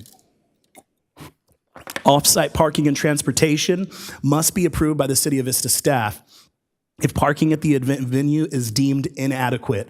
You heard some people talk about we had 50 people at a Airbnb partying next door. I'm sure it was not rated for 50 people. So whatever the actual event is, we do need to make sure that we have adequate parking. And if we're going to have to shuttle them on and off site, that's something that the city would have to require. No alcohol or tobacco is to be consumed on site. That is a state law. None of these events will be done at breweries or with alcohol around. Cannabis consumption events are standalone events that are done on their own. And lastly, all cannabis must be packaged and sealed in a tamper-evident bag upon exiting the venue, which is a requirement of the state of California. Anytime cannabis is sold, whether it's at a dispensary or it is at a event like this, it must exit in a tamper-proof bag. So we've looked at what the guidelines are with the state of California. We've tried to also implement some additional oversight for the city of Vista so that we can make this an economically beneficial thing for the city, and also something that our citizens want. Measure Z passed by an overwhelming majority of the community. Our cannabis business has been thriving. You do see that revenues are down a little bit in the city of Vista, but that is because cannabis is expanding. We've been at the tip of the spear when it comes to cannabis with the city of Vista, and this is another way for us to continue continue to do that, to actually have events. I feel like this will boost tourism. It'll give us additional TOT taxes when all of our hotels are booked out. It's going to increase our transit systems. If we have a lot of people coming in, they're going to be using our buses, they're going to be riding bikes, they're going to be using our trains, and it's really going to make Vista set apart from other cities. Once again, this is just private property, but I'm hoping that this can also somewhat be the model for, the public property events as we move forward. But this is something that can be done now. And what I'm asking for my council is to direct staff, and I won't make a motion until I hear from them, but to direct staff to come up with a policy that would allow these events within the city of Vista, set the fees, set the guidelines based off of the matrix that I've set before you, and change our municipal code so that we can actually have people who own private property who want to host cannabis events can host those events on private property in which they own. I'm a firm believer in private property rights, and if you have a property that can facilitate an event like this, that can bring revenue to my city, that can provide an atmosphere that is conducive for community, I am all about it. So this is my presentation. If you could go to the last slide for me, and this is the most important one. Thank you. Thank you. Thank you. Thank you. Thank you for putting me in this position as elected official. Thank you for my colleagues considering this. And thank you for everybody who's going to show up and everybody who has showed up. Whether you support or not, your voice matters. But cannabis is something that is here. It's growing in Vista. It's had an extremely positive effect without the focused impacts that people are worried about. And I really feel like this is another avenue to generate revenue and bring tourism dollars into the city of Vista. So with that, I'd like to turn the floor over to my colleagues and hear what they have to say. Thank you for your time. We've got, I believe, 13 public speakers on this item, so go ahead and start. And when you hear your name called, would you please come forward, sit in the front row, and be ready to speak when you hear your name called? That way everybody can get a chance to speak efficiently here.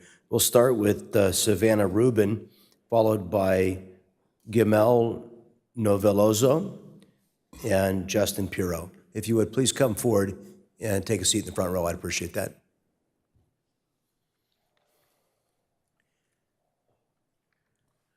Let's see, so Gimel Noveloso, not here? Okay. Let's see, they noted they're in favor. Let's see, and Justin Pirro, I think he's not here anymore, noted he's in favor. We'll start with Savannah Rubin, followed by Joshua Caruso. Are you here? Please come on down, and Matt Rafferty, if you'd please come forward too. Ms. Rubin. Hi, you guys. It's a pleasure to be here. Joe, thank you so much for bringing this up on behalf of a very large community within Vista. I was actually a large part in being involved in Measure Z, and I've watched the transition of the cannabis community in San Diego as a whole, and especially North County. Vista has absolutely spearheaded a lot of different policy that has been utilized throughout the rest of the city, and it's truly a blueprint for a way to bring people together, and it continuously has been. There's been a lot of talk about the negative aspects of cannabis, but I think that highlighting what it really has done for our community, from people suffering with chronic ailments that are as as significant as cancer, to people who are just struggling with the everyday stressors of life, from PTSD and stress and the day-to-day. Having a controlled policy and outline where we know the rules, we know how to follow them, we have officials in place that are going to support a safe community gathering is so necessary. Cannabis isn't going away. People smoking cannabis isn't going to stop.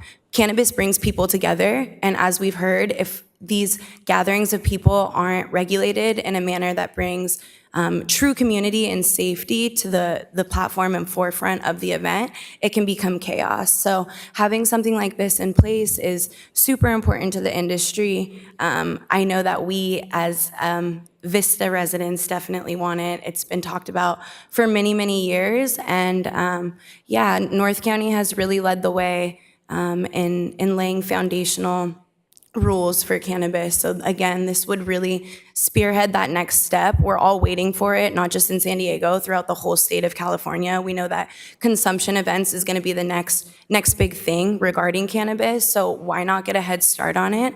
I appreciate you guys for your time so much. We definitely are excited for this to pass. Thank you, guys.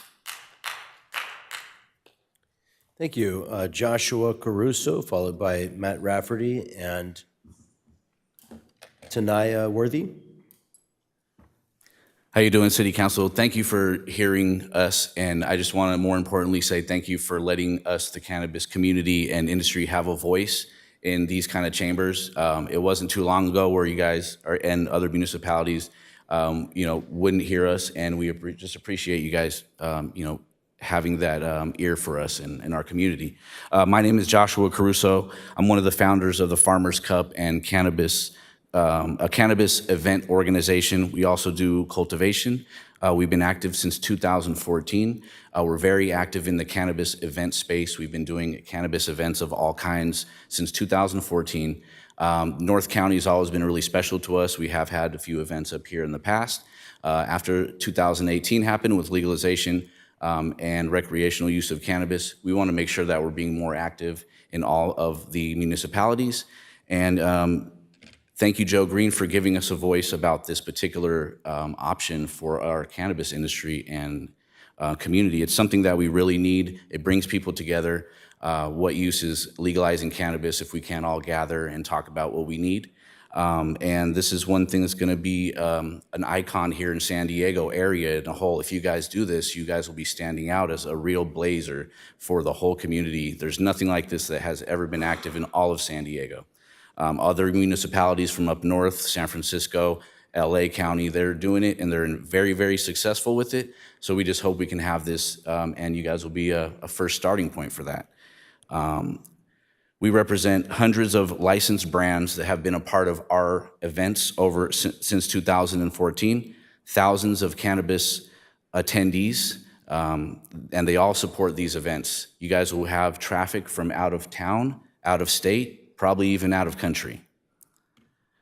We urge Vista City Council to pass this initiative to allow legal cannabis events with sales and consumption. The state of California passed legal cannabis laws in 2018, which provides us a chance legally to have these kind of events. So we urge you to help us as a people to help these laws pass and help the local municipalities be one with the people. While other municipalities throughout California have allowed these events to happen, we in San Diego have not had any chance with any local municipalities support or allow legal cannabis events with sales and consumption. Keep in mind, Vista has a chance to blaze this for the people and for the city of Vista and give the people what they want. Cannabis events are safe, legal, they bring out-of-town tax dollars to the city of Vista. We support the people of Vista and we stand with Joe Green to urge you to vote to allow cannabis events in Vista. Thank you so much. Thank you, Matt Rafferty, followed by Tanaya Worthy, followed by Maya Howard. All right. Thank you, Council. It's my first time speaking. I'm a North County resident. I grew up in Oceanside, Encinitas area, and I'm very proud of California's cultural heritage, which part of California's cultural heritage is since 1996, with the passage of Prop 215, there has been a cultural heritage of these events. They have been going on safely for many, many years until the passage of Prop 64, which kind of tightened a hold on them. And what I personally witnessed was a disbanding of a community that I call so dear to my heart and was actually the only community I've ever felt has accepted me and has really treated me as an equal. And as the laws have progressed throughout the years, it's been 8 years since it's passed. There's been more and more events, but there's nowhere near the amount of events that there were before it was legal. These events have actually helped me stay sober and off of alcohol. And to this day, I'm 4 years sober. I haven't had a drink in 4 years. And these events serve as like a substitute for me to go to bars and socialize. And I feel it is a safer and more less detrimental alternative to drinking and other drugs. And that's basically my argument, is it's part of our cultural heritage. It was going on before. It just needs to be regulated. It needs to go on in a more law-abiding and regulated environment going further. Thank you. And Thank you, thank you Joe, for inviting me. Thank you. Tanaya Worthy, followed by Maya Howard, followed by Kayleen Spencer. Good evening, Mayor John Franklin and honorable council members. My name is Tania Worthy. I am a student that resides here in Vista. I am also a part of the NAACP Youth Council of North County and the Elevate Youth Program. I'm here to speak on item D1, and my organization focuses on teaching the negative impact of marijuana use at a young age. I'm concerned with the use of cannabis by youth. I understand that a lot of times youth are able to have access to cannabis because of their family members and their peers. They are not informed of the harmful impacts that can be lifelong.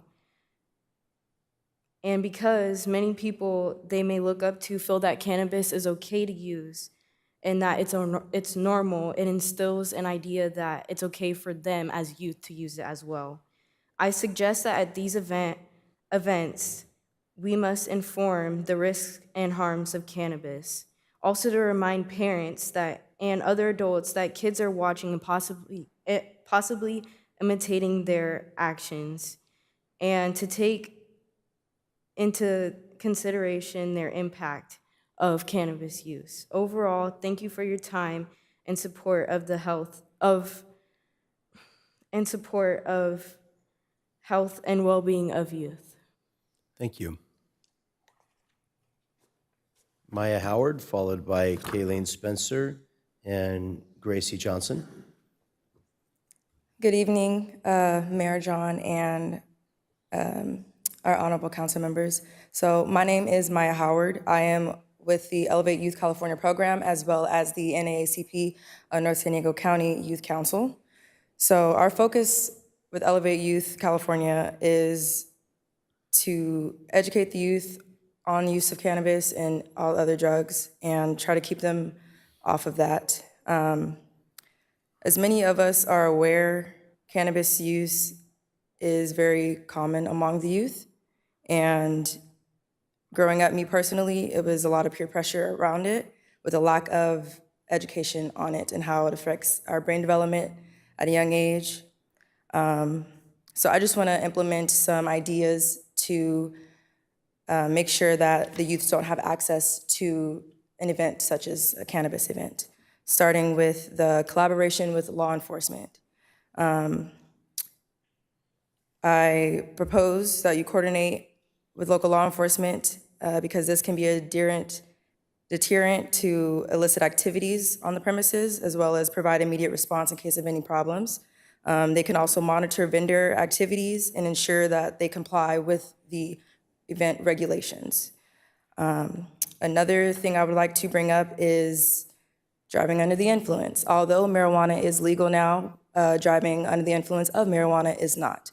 So I offer the idea of rideshare hubs to help reduce the occurrence of DUIs, especially, and then also that'll help with, there's probably gonna be a lot of attendees at these events, and even though it is on a private property, parking is probably gonna be an issue. Here in Vista, we have a lot of new buildings and things like that, but parking is not the greatest. So I encourage the ride shares so that other local businesses aren't affected. And Councilman Joe Green, you also mentioned that in your presentation as well. So I definitely encourage those things. In conclusion, just please consider these factors when making the decision for our community, because the youth is an integral member of our community. So thank you very much. Thank you. Kayleen Spencer, followed by Gracie Johnson, and then Karina Esquivel. Good evening, Mayor John Franklin and honorable council members. My name is Kayleen Speller, and I'm a student at Mission Vista High School. I'm with the NAACP Youth Council and Elevate Youth. I'm here to speak about item D1. And in my program, we focus on educating our peers on the dangers of substance use, and we want to protect our youth and spread education and risks and the impact of drugs. So I'm concerned with the easy accessibility of these drugs towards youth my age. I've seen firsthand what the developing of an addiction to drugs did to a close friend and what it did to their mental health and well-being.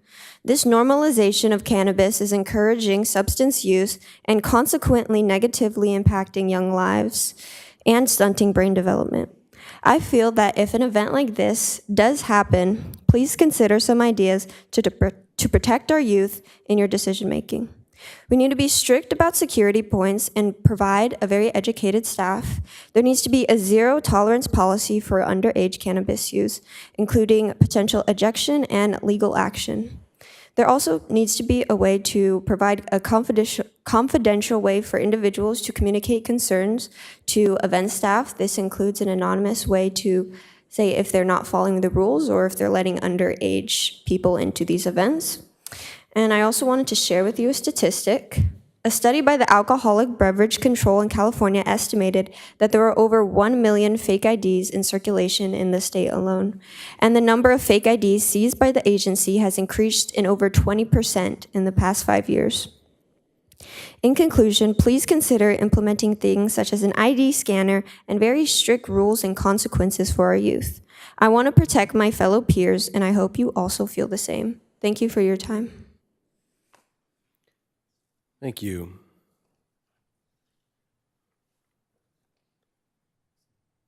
Gracie Johnson, followed by Karina Esquivel.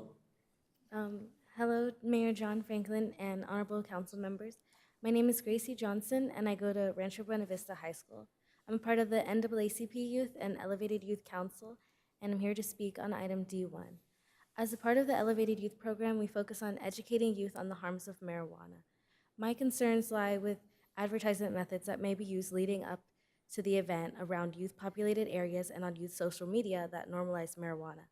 At my school, I'm a peer counselor, and several of my students have came to me speaking about how they have been using since the age as young as 11, and I've helped several of them to recover from this addiction. I would like to say if you could please implement methods such as stricter guidelines for ad placement that keep them away from youth's eyes. We do not want to keep normalizing underage usage around our kids. So thank you for your time, and please consider creating those advertisement guidelines. Thank you very much. Karina Esquivel. Hello, City Council members. My name is Karina Esquivel. I am the program manager for the Vista Community Clinic Alcohol and Other Drug Prevention Program.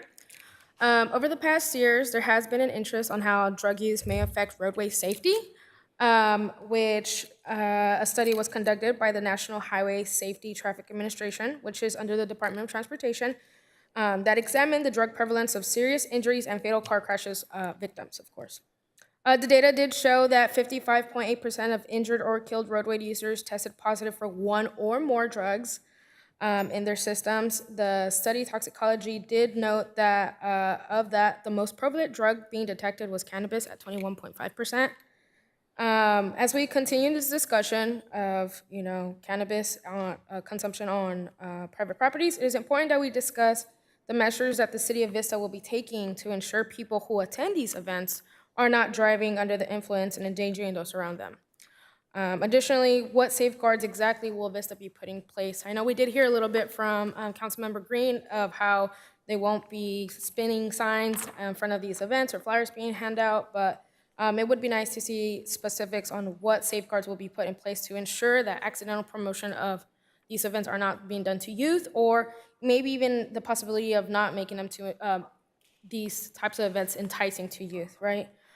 So as your local prevention provider, we are here to provide resources and trainings to ensure that you as a council can make an informed decision.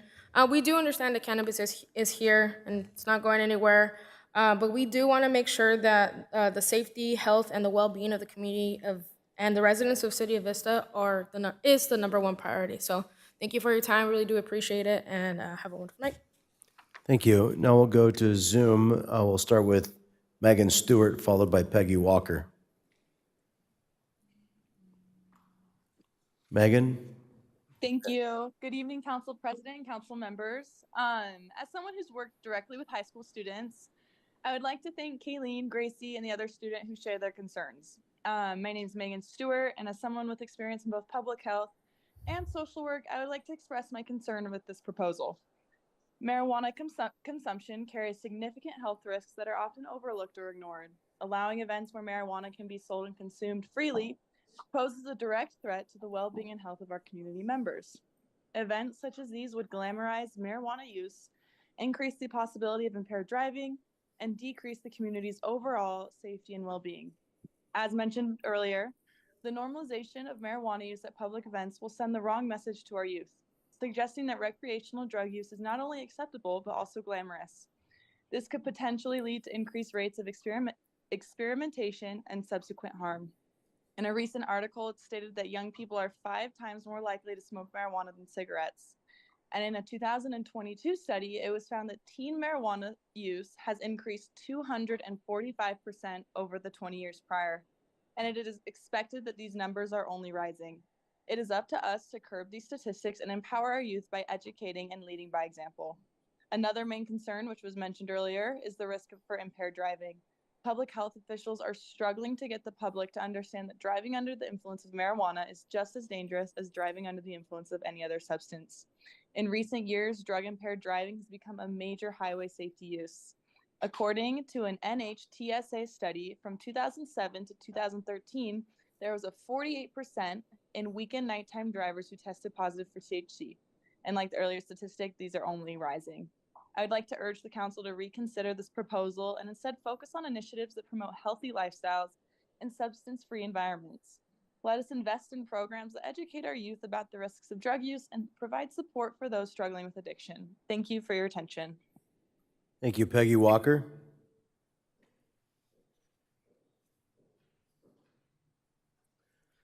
Peggy Walker. Thank you. Thank you, and good evening. Especially pot events on private property were not imagined when voters approved Prop 64. So this comes as an unwelcome proposal, regardless of state law, to concern residents who didn't ask nor vote for it. I'm a public health educator, and I know other communities have not approved these events for a reason. Promoting large special events for the sale or consumption of psychoactive substances on private property will normalize use to the detriment of youth perceptions about the harmfulness of drug use and negatively change the family-friendly flavor of communities. Many residents do not want Vista to be a pot tourist center. Consider the infringement of this plan on an unwanted disturbance to neighbors and the DUI potential. This proposal would also overturn decades of work to create smoke-free environments and workplaces, and that includes catering work or consumption on private property. Oversight of the age of those in attendance will be problematic. There are also concerns regarding poorly regulated labeling and serving sizes that violate typical elements of public product safety. Concerns over uncontrollable pesticide, mold, and fungus contaminated products still being sold, illegal and black markets products sold by bad actors, and marketing and sale of kid-friendly products, and the environmental waste inherent in marijuana products, especially vapes. There's no positive community benefit from this proposal, but plenty of concerns regarding adverse health, social, and environmental consequences, and effective regulation and oversight. I urge you please to deny this proposal, and thank you for your time. Thank you. Becky Rapp. Oh, I'm sorry. Yep. Becky Rapp, are you there? Yes. Good evening, members. My name is Becky Rapp. I'm a parent and a public health educator concerned that this item has been brought forward. Marijuana-related special events is in no way a good idea. This is just another creative way to normalize and commercialize marijuana use. These products are predatory in their manufacturing, packaging, and marketing practices. The marijuana marketplace has no state oversight or minor decoy operation procedures and spends no money on the enforcement of laws. This is entirely the responsibility of the city. By expanding this industry in this way, the city would be only burdening itself with unexpected impacts. I wanted to share an article from the San Francisco Standard published recently, and the article's titled "It's a Pause. Lawmakers Unanimously Pass Shop Moratorium." The San Francisco Board of Supervisors voted unanimously to prohibit new marijuana businesses county-wide for the next 4 years. Supervisor Safai said the cannabis industry is struggling with multiple challenges, including oversaturation, competition with the illicit market, and criticism over public safety concerns. All similar problems we see here in Vista. The San Francisco board has chosen to reevaluate the course in which they're heading with their marijuana program, as they know and now understand the consequences of permitting these businesses. This is an opportunity to learn from other counties and cities in our state. Permitting marijuana businesses should not be looked at as an experiment where we adapt and modify to wait and see what works. San Francisco was right when they voted to put a moratorium on permitting businesses. 4 years will allow them to slow down and evaluate unintended impacts, and it would be wise to do the same here in Vista. I urge you to deny this item. Thank you. Thank you, Barbara Gordon.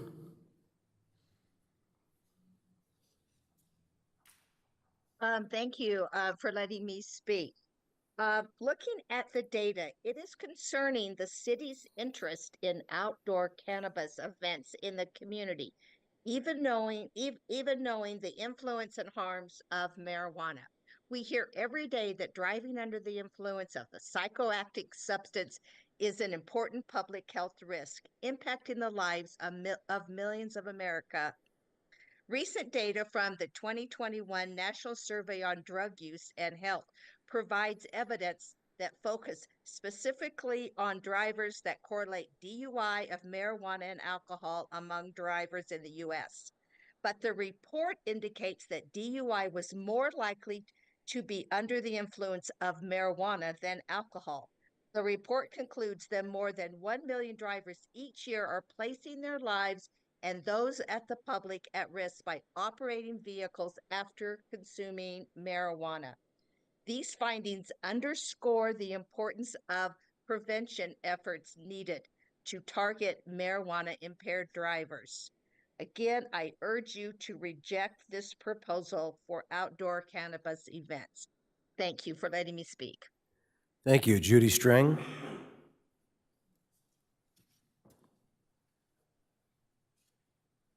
Good evening, Vista City Council and Mayor Franklin. I'd like to perhaps do some information correction. It is not true that Measure Z was voted enthusiastically. It was not. 53% of the population voted, and as you may remember, the pot people came to town in big measure distributing glossy flyers, outmanned by public health trying to share a counterpoint. I also wonder about a city council person promoting an industry. It seems sort of unfortunate for other businesses that they don't have this opportunity to utilize a city council person this way. And I suggest you pause until you have an opportunity to attend one of the quarterly DCC meetings, the Department of Cannabis Control, and listen to what's going on. They are losing funding. In fact, they asked for letters of support about their funding because they have no enforcement. And with the loss of funding, probably no prospective sense of enforcement. So whatever you think you can do for that event, you're going to have to pay for yourself. And Track and Trace is a miserable failure. They did not have the testing labs that they needed, nor have the results been the least bit positive. The products coming out of the manufacturers are very much contaminated with pesticides and herbicides. Also, this is a world that wants to get healthier by not experiencing smoking and vaping. and secondhand smoke and vape. Tobacco and marijuana bear similarities in their construction, and this doesn't seem like a wise thing to do. Imagine if you were nearby this special event when smoking and vaping a pot. Pot's a very pungent product. You'd smell that for blocks. I also am curious, in a world that cares so much about safe driving, that we'd add in marijuana impaired drivers to our roads in our area. Vista has, as you know, very winding roads, and this just seems very scary to me. And the idea that there'd be no flyers and flag twirlers, certainly you've not lived in the reality of pot promotion. They're everywhere. There's no way you can put a stop to them. I think we need to put a pause and further examine what's really going on in the pot world so we can make a more informed decision. Thank you for letting me share these concerns. Thank you. Moore H, M-O-R-H.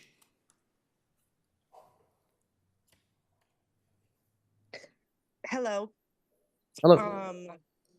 Thank you so much for letting me speak.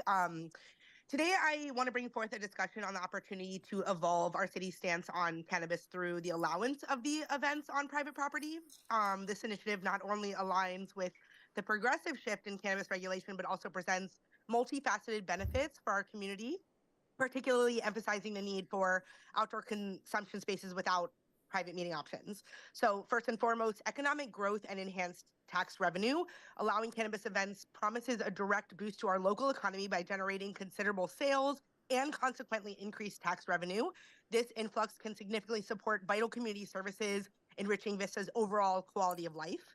Of course, it can also help with stimulating local business and employment. This proposal opens doors for local entrepreneurs, catalyzing growth in the burgeoning cannabis sector and creating diverse job opportunities. It's an investment in our community's economic resilience and future. Ensuring safety in a regulated setting. Regulating these events ensures that consumption occurs in a safe, open environment, addressing concerns about unregulated private use.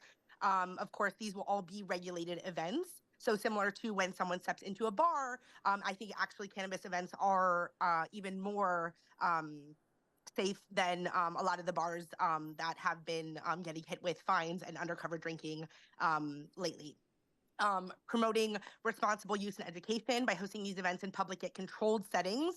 We can foster an atmosphere of responsible use and provide valuable educational opportunities. It's a platform to debunk myths, a lot of which I've heard on these calls tonight, share facts, and promote understanding aligning with public health objectives.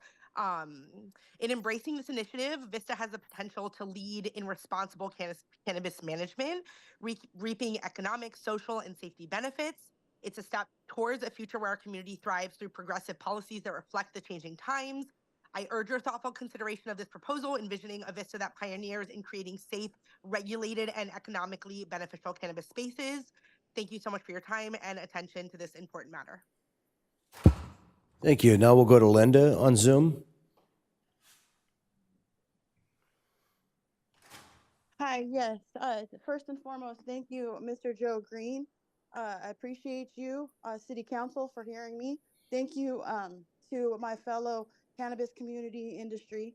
I've been a resident of Vista pretty much my whole life. I've seen the city of Vista take my grandparents' property from us to build.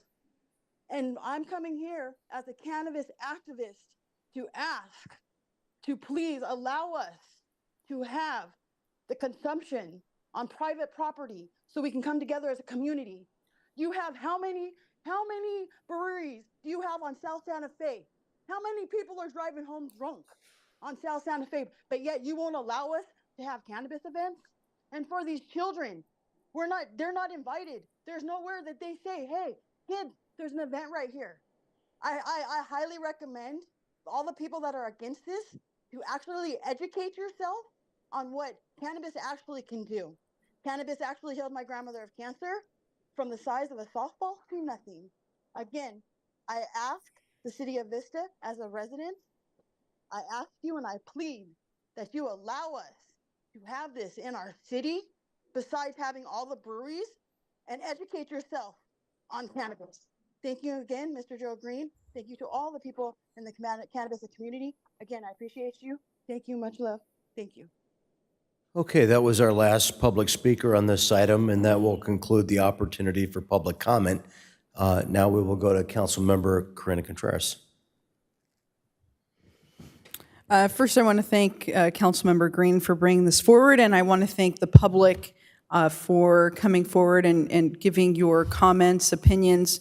And I just want to let you know that regardless of which side you're on, I really do appreciate your comments. Some of the comments that were made, in particular by our youth, are things that I'm now thinking, like, how can we fold that into this policy?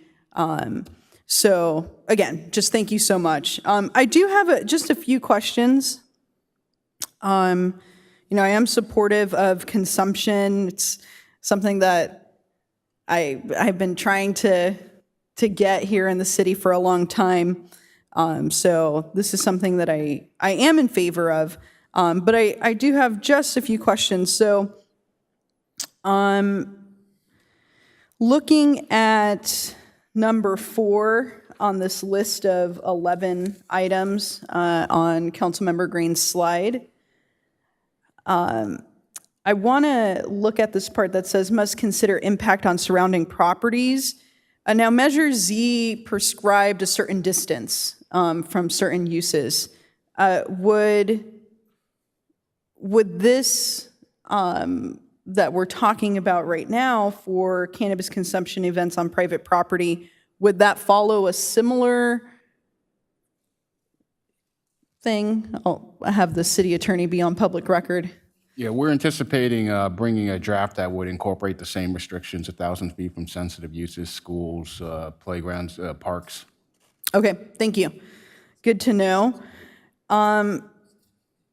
Now, the other question that I have is, if we look at number 5, it says cannabis products being sold at cannabis festivals / events in Vista must be supplied by our Measure Z approved legal dispensaries. My question is, in a previous council meeting that we had, we were discussing additional uses and the potential for additional licenses as part of a social equity lens, right? And so if, I just want to make sure that I'm understanding this correct, and if I'm not, then I just want to get a little bit more education on it. So does that mean that cannabis products for consumption, if in the event that the city had licenses outside of Measure Z, because Measure Z is only done through population, right?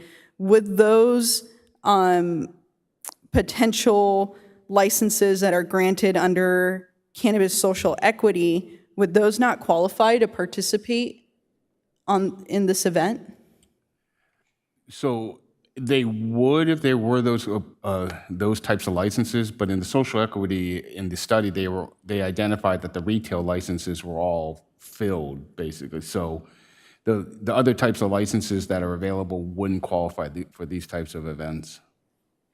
So, I mean, is there any way to rectify that? Because the only issue really that I see is if the council is entertaining in a different discussion, adding licenses for possible consumption, right? We still have to go through the whole process and kind of, flesh it out more. But I would hate to increase the licenses for folks under the guise of social equity and then have them prohibited from being able to have a presence and be a vendor at one of these events. So I don't know if we might be kind of handcuffed to Measure Z, but I'm looking for a creative solution, because if we have, let's say, a business that's doing cannabis products for consumption, but they're outside of the Measure Z retail. Yeah, could you address that? Is there any way for us to work that in?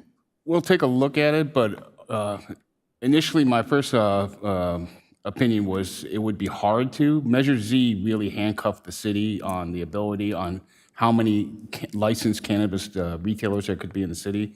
So if we were to allow, or if the council were to allow sales by other types of retailers that are not regulated by Measure Z, it would basically be an end around, because then you might have event organizers coming in every weekend and putting up events and having outside retailers come in. I can definitely take a look at it, but my first thinking on it is I just don't want to in any way impact Measure Z or end around Measure Z. So I think initially starting out, it might be wise to limit it to the Measure Z cannabis retailers, and then we can obviously look at if we can legally get around it. But since the city can't modify Measure Z, I think it will be somewhat tough.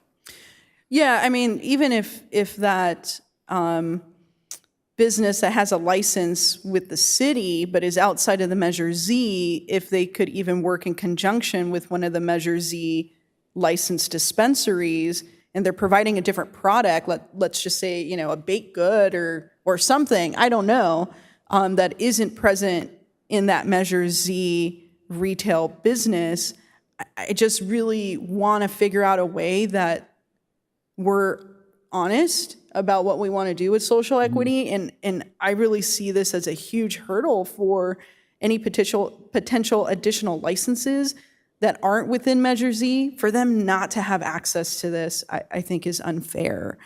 I understanding the parameters that Measure Z has imposed upon the city, which is why I wish the council at that time would have done kind of like a copycat and had a much better, more well-written policy so that we wouldn't be running into this.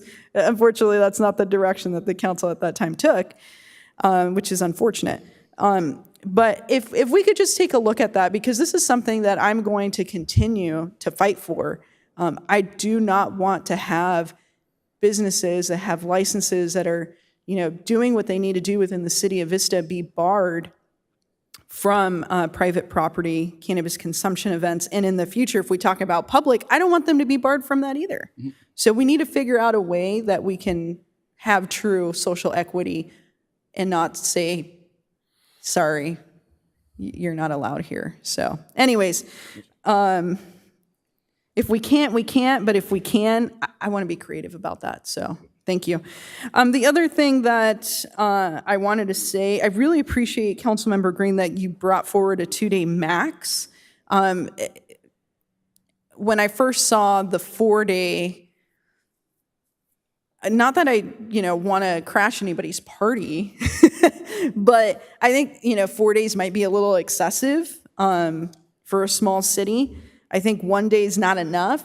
I actually would be in favor of, I like the 2-day max.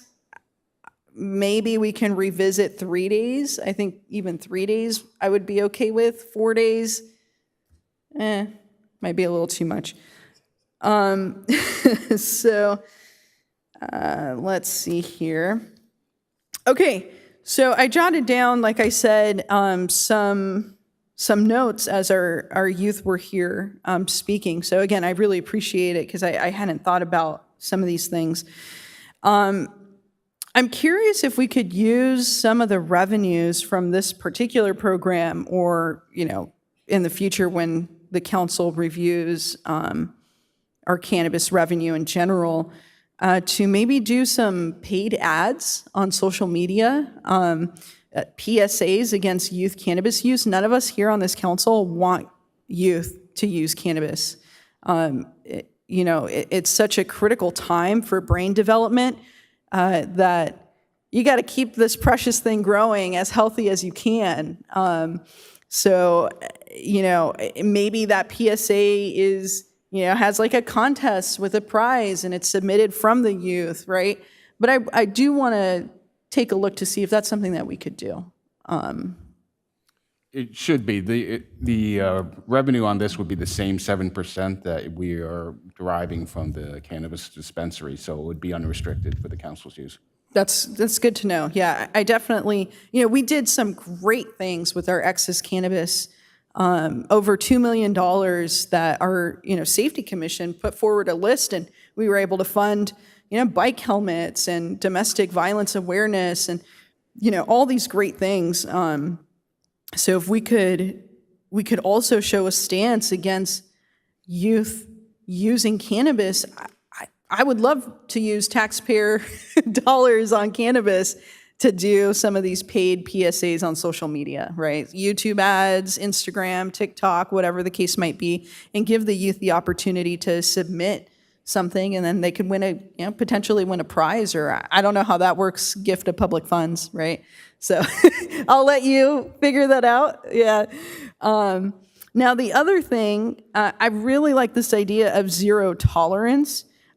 I would be in favor of writing into a policy that if it is found that you are allowing anybody under, because this is 21 and over, right? So anybody under the age of 21, you don't get to do this anymore. I want zero tolerance on that.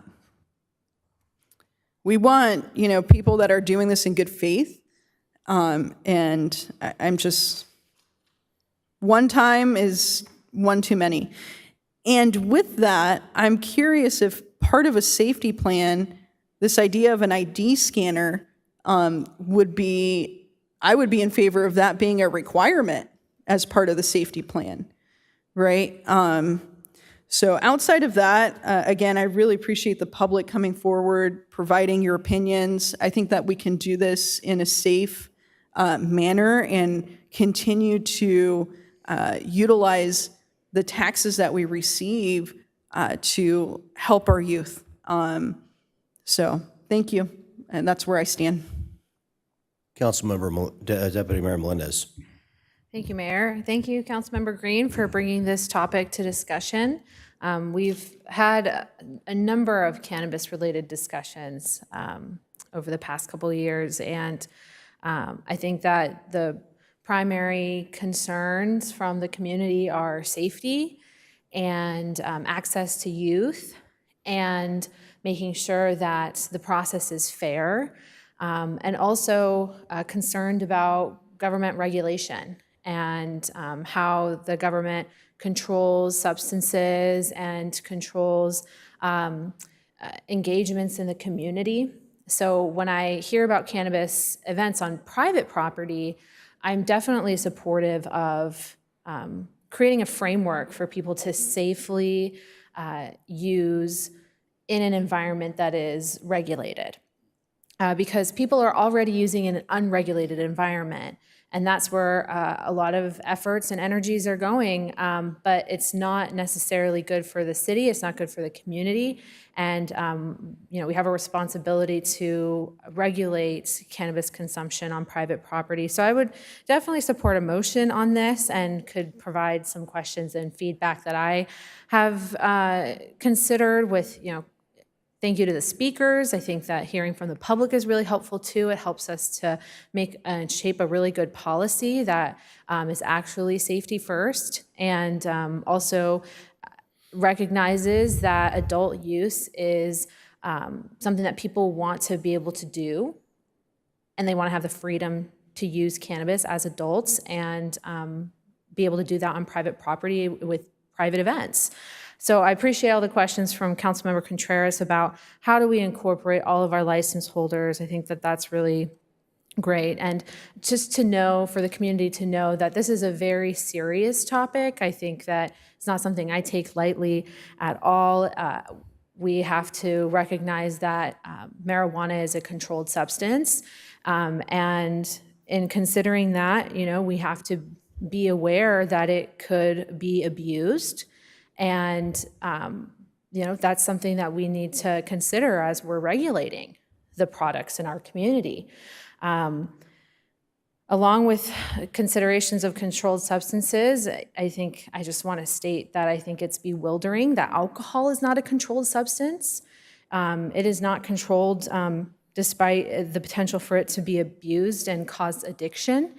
And within controlled substances, there's a schedule of the level of control that's considered based on the medical use of the substance, the potential of abuse, and the safety or dependence liability of that product. And I think that we have some real, questions to answer as a society, as to why we don't consider alcohol a controlled substance, but we do have an even more controlled regulatory framework and governmental, what I would say is overreach of the control and regulation of cannabis or marijuana. To many communities, cannabis is considered a sacred plant, and I think that history is oftentimes neglected, that indigenous communities have used cannabis for a very long time in their own regulated expression.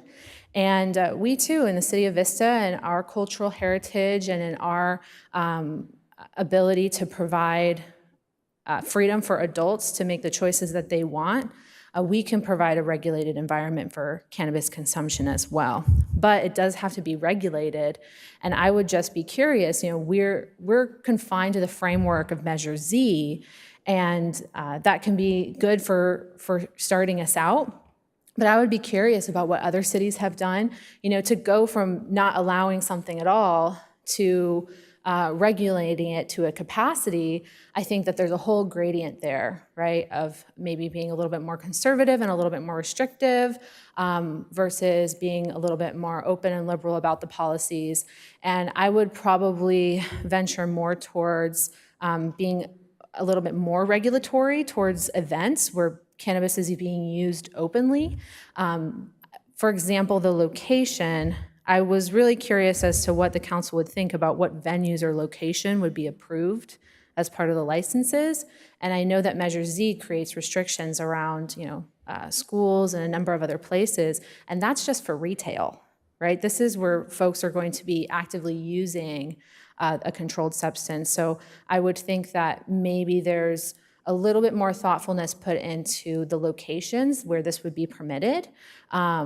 Not to be overly restrictive, because we are talking about private property, right? But to make sure that we're making all considerations necessary, and that would be my feedback for as staff bring something back to us, is really wanting to evaluate what are our options when it comes to what locations and what venues can receive this license, can operate under this license.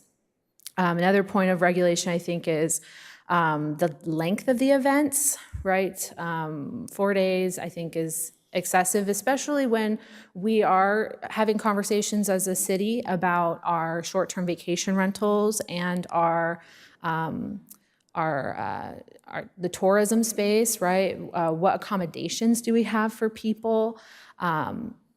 I think that we're not quite prepared for an influx of tourism in Vista. I want to make sure that we have good regulations when it comes to how neighborhoods are going to be affected by short-term rentals as we develop more tourism opportunities in Vista. I do think it's an economic opportunity, but the larger the event, the longer the event, the longer people are going to need to stay, the more accommodations that we need, and that could impact neighborhoods and impact tourism development as well. And I really want to make sure that we consider the long-term impact of creating what I think Vista should be, a destination city. I think that we absolutely should look at all of our economic opportunities, and we shouldn't over-regulate business and the market to the point where we don't allow events to occur. But as we allow for events, making sure that they do consider the length and the time and how they're going to impact the community while the event is going on, and the venue. And I also think safety is really important. I appreciate one of the students mentioning collaboration with law enforcement. I saw on the presentation, it was referenced the industry standards, and I think that that's great. I would love to know more about what those are, and what other cities have as standards. Because I think when you put all of these together on an ordinance, it could create a really good structure for a safe event, right? But we want to have all the components. So I definitely want to see really good updates on what are the industry standards, and also permit fees. When we're considering permit fees, should we also consider the size of the event and the length of days of the event? Because the larger the event, the more complicated it is for staff to coordinate safety protocols, and if there are any road closures, I'm not sure, but I know that it would be more staff time. So if we have a blanket fee structure of like a one-day event with 50 people at a wellness market, small would be maybe not as intensive permitting as a 500-person 4-day event, right? So I definitely want to consider how does the permitting reflect, is reflected in the size of the event and the length of the days and all of that. I also appreciate the zero tolerance on sales to youth. I think that safety measure and standards we should enforce would be scanning of IDs.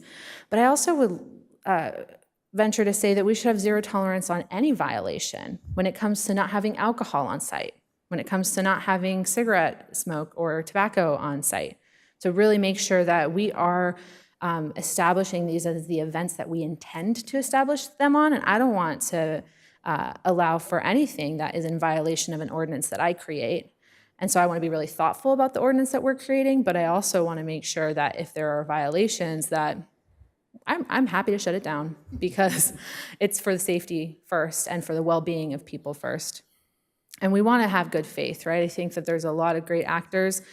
You're hearing from cannabis industry members and people in the community who use cannabis that they're open to the regulation, right? They want the opportunity to do something like this. So those are some of my questions. I have a lot of stickies here. I also noted that another city might not have the same guidelines as us, right? If they have events, they might have different guidelines for events because they're not ruled by Measure Z. So I would really love to see more information, but I support the concept. And one question, I'm not sure if you know this, Councilmember Green or City Attorney. Let's say there is like a wellness market, right? Or even a private treatment center, right? That is utilizing different therapies for physical, mental health issues, and people are coming in for treatment, and they also are consuming cannabis on site. What would the ability for these events to allow for other products, right? Like Tiger Balm, and you can also purchase cannabis from a licensed brand, right? Is it only cannabis only events, or can you have food? Can you have other wellness products? What are the limitations there? Thanks. Yeah, if I could answer that. So yeah, you can have food and other wellness products. Really, the main regulation is only cannabis. So there's been other events that I've visited in other cities, kind of across California. And the big thing is that it's strictly cannabis. There's no alcohol, there's no tobacco, but there are different vendors that have, glass per se. So, the people who make different cannabis type paraphernalia will be there. Clothing people will be there. You talked about the baked goods people that may be in our manufacturing aspect. Some baked goods people were there as well. So I would think we definitely want to incorporate anybody who has a manufacturing license. Might need to be here even if not sold at a Measure Z dispensary. I think that's kind of what Councilwoman Contreras was saying. So yeah, there's a lot of other fun things to do as opposed to cannabis. But yeah, I would say if it's a wellness market, you should also have some, BioFreeze or whatever it is that's needed there. And the truth is some of those cannabis roll-ons, in my opinion, are more effective than the BioFreeze roll-ons, but it'd be great to kind of have them side by side at a wellness market. So yeah, I think that it's definitely allowed per state law. The biggest thing is just not mixing tobacco and alcohol into these events. I'm very much in support of that. I think that the state gives us some sensible guidelines, but what's really going to work for our community and here in the city of Vista, I want to make sure that we develop something that is enforceable. Also, how do we respond if there's violations? I think that's probably a big question that the community has. And then establishing requirements that are going to be reasonable but effective and for keeping people safe. So thanks for bringing this forward. I really appreciate it. I just want to say thank you to the students who came from the NAACP. They did a phenomenal job. That's difficult to do as a young person. So I respect your presentations. You all did a wonderful job. And I agree with the points that you made. We want to keep cannabis and other drugs away from young people. So I certainly would support all the words of my colleagues. We want to be zero tolerance with regard to sales to those, to minors. And we as a council, I want to make a point, have implemented cannabis youth decoy operations. So we're testing those individuals who are selling marijuana products in our community, as we also do with tobacco and youth, and with tobacco and alcohol products. We have youth decoy operations for all of those regulated products to make sure that our retailers are not selling to young people, so they get tested. I have spoken to business owners in Vista who have asked for these events to further the interests of their business and their customers. And the people of Vista have voted to make Measure Z and Prop 63 and cannabis part of the fabric of the business and social fabric of the city. So given that, I can't see any reason why we wouldn't accommodate well-regulated industry events, the same as we do for our brewing industry here in Vista and any other industry.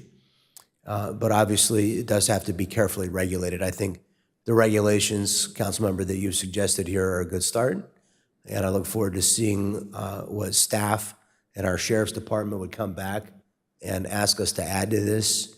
I want to make sure that the regulations are workable, that they make sense. But yeah, these are all a good start. So I generally support the aims. Councilmember Green. Thank you so much. And I just want to thank my colleagues. I want to thank the speakers. I'm going to tell you, the youth speakers that came forward and spoke, your words didn't fall on deaf ears. Although I thought that I had thought of everything when it came to safety, I did not. I love the idea of a rideshare location at these events. I think every one of these events should have an Uber drop-off pickup location. It should be encouraged. You should be given a discount code to your people when they use it or something like that. But that's a great idea. A rideshare is definitely a great idea. I love the idea of using some of the revenue for our cannabis revenue for PSA announcements on social media. I haven't seen any educational PSA announcements from the city of Vista personally go out, and I think that it'd be great. I know we allocated funding for youth awareness and youth programs. So I think PSA is not only talking about the harms that cannabis can cause, but also PSA is talking about what cannabis has for the community of youth. You know, we have prevention programs. We also have scholarship programs for youth. If you can't afford to be on your football team or be on your basketball team, be on your soccer team, we have hundreds of thousands of dollars sitting at the city clerk's office in the city of Vista. Kay Valdez at cityofvista.com. Maybe you heard that email address. Send it to her. Get a scholarship. But I love that. The ID scanner. I mean, come on, ID scanner.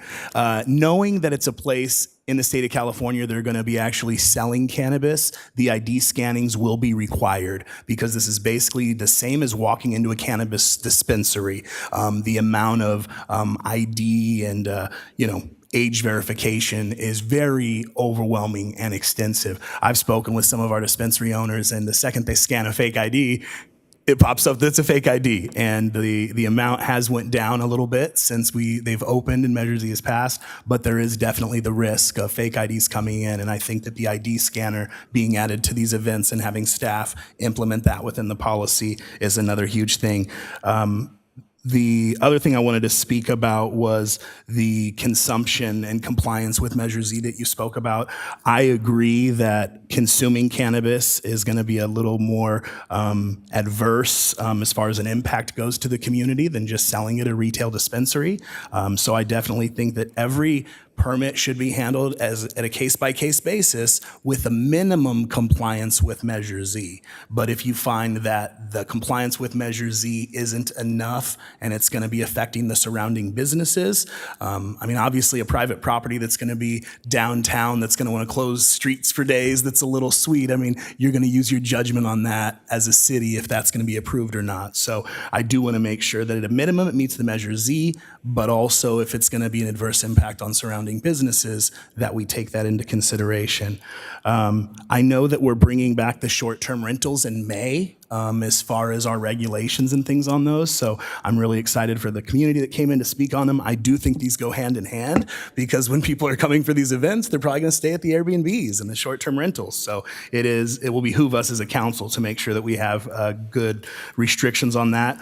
I think the zero tolerance policy, I wish I would have thought of it myself and it would have been number 12 on here, because the truth is we are at the tip of the spear here. I know that we are working with fantastic businesses that are dispensaries. I've met with the Farmers Cup people. I've got your email about the no crime, no underage, no issues at all your events. But at the same token, we need to make sure that in the event something like that happens, you're an example. We'll make an example out of you. If you are bringing harm to our community, you're not welcome back here. Ever. Zero tolerance. So I love that my council is there. Since there aren't a lot of cities doing this, we have to be a little more strict. We have to make it to where you're handcuffed to abide by our laws. Measure Z does handcuff us a lot, but it also protects our dispensaries. We have dispensaries that we want to be successful. We don't want event promoters to come in here and bring cannabis from LA and other areas that aren't generating tax revenue. So although Measure Z does tie our hands a little bit, it does ensure that our dispensaries are going to be a part of it, that any event that comes into town is going to have a community feel because our dispensaries are vested in our community and they're members of our community and they don't want to screw up that relationship with the city. So I feel like by adding that in there, it definitely adds an extra measure of community. As far as the businesses that are going to be getting some type of equity licenses, I would assume those are going to be cultivation, those are going to be manufacturing, those are going to be our lounges. I agree with Councilwoman Contreras. In the event they have a reason to be there, I mean, at a consumption event, you might want to highlight one of our lounges and give them their Cannabis Lounge Corner at your event or something. Those weren't in Measure Z, so they are considered cannabis businesses. And although they're not Measure Z businesses, I want to make sure they're allowed to be within the event structure. I don't want to seclude them from that event structure. Know that any Measure Z dispensary can also sign a contract with somebody who's manufacturing, so there's kind of ways around it to be in compliance with Measure Z, but I'd like to lower those barriers just like you would, so that anybody that is awarded one of these licenses that is trying to manufacture, distribute, and make a living for themselves isn't pigeonholed by our policy, because I don't want that to mess up. So there were a lot of things that I didn't think about, and that's why we bring this forward, is so that we can hear from everybody and so that we can craft policies that make sense, that are safe for the community.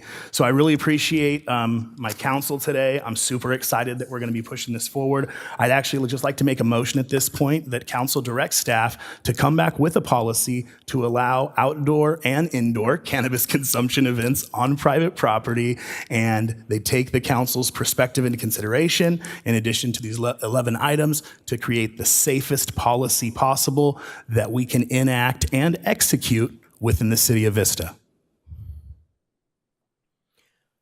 Councilmember Contreras. I'll second your motion. Thank you. Okay, we have a motion and a second. Please cast your votes.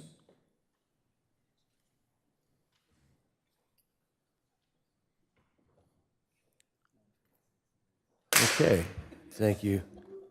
Thank you to all who came to speak with us on that. All right, that's going to bring us to item D2, our conversation on a citywide facilities master plan. Our operations manager, Chris Ars, will provide the staff report.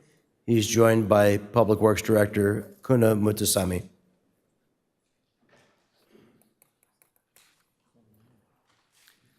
Good evening, Mayor, Deputy Mayor, and City Council members. My name is Chris Harsey. I'm the Operations Manager for Public Works. Next to me is the Director of Public Works, Kuna Mutasamy. Tonight, we'll be providing a report on our citywide facility master program. Excuse me.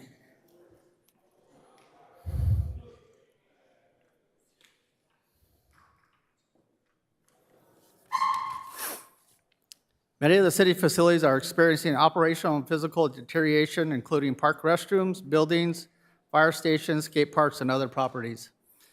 These city-owned facilities, ranging from a few years old to 25 years old, are maintained by the City Public Works Department. Facilities that are open to the general public have been experiencing greater use and progressive accelerated decline. The maintenance of these facilities are typically funded through annual operation budgets approved by the City Council. However, some facilities have required more severe repairs and therefore were funded through year-end fund balance and additional operational funding through various quarterly budget amendments. To ensure that the city facilities are maintained to an acceptable level of service, staff developed a citywide facility master program that identifies need and funding for all city-owned facilities. This program was developed after reviewing the conditions of all facilities, current and future needs, and associated costs with upgrades. Some of these are just the parks and buildings that we're going to be talking about on this Excel sheet. So what we do is keep track of our needs based on a 4-year budget. Items approved will be added annually to annual Public Works Department O&M budgets. We'll update lists annually based on site assessment, cost, and city and resident needs. The Citywide Facility Master Program is planned to be funded for the next 4 fiscal years, beginning in 24-25 and going through fiscal year 27-28. The total cost for the repairs and upgrades at various facilities for all 4 fiscal years are estimated at $5.475 million, and staff will present the breakdown by fiscal year, beginning with fiscal year 24-25, which is up on the monitor right now. That one is broke down within 6 projects, and it's a little over $1,110,000 for the first fiscal year. For fiscal year 25-26, we have a longer list of, and it's broken out into the next 2 slides. I'm not going to go over every line item, but together it's 29 projects for in 25-26 fiscal year at an estimated $3.92 million, $2 million, $2 million, sorry. Fiscal year 26-27, there are 4 items in the fiscal year that would be on there that are about $365,000, which is included on the slide.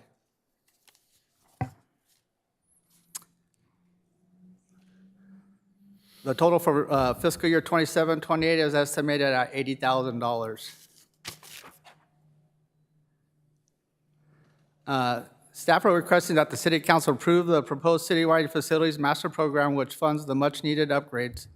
Thank you for your time. This concludes staff's presentation, and we are happy to answer any questions.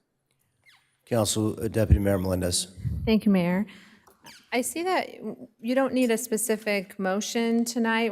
Are you looking for overall discussion, and it'll come back to us for a budgetary allocation? Is that correct?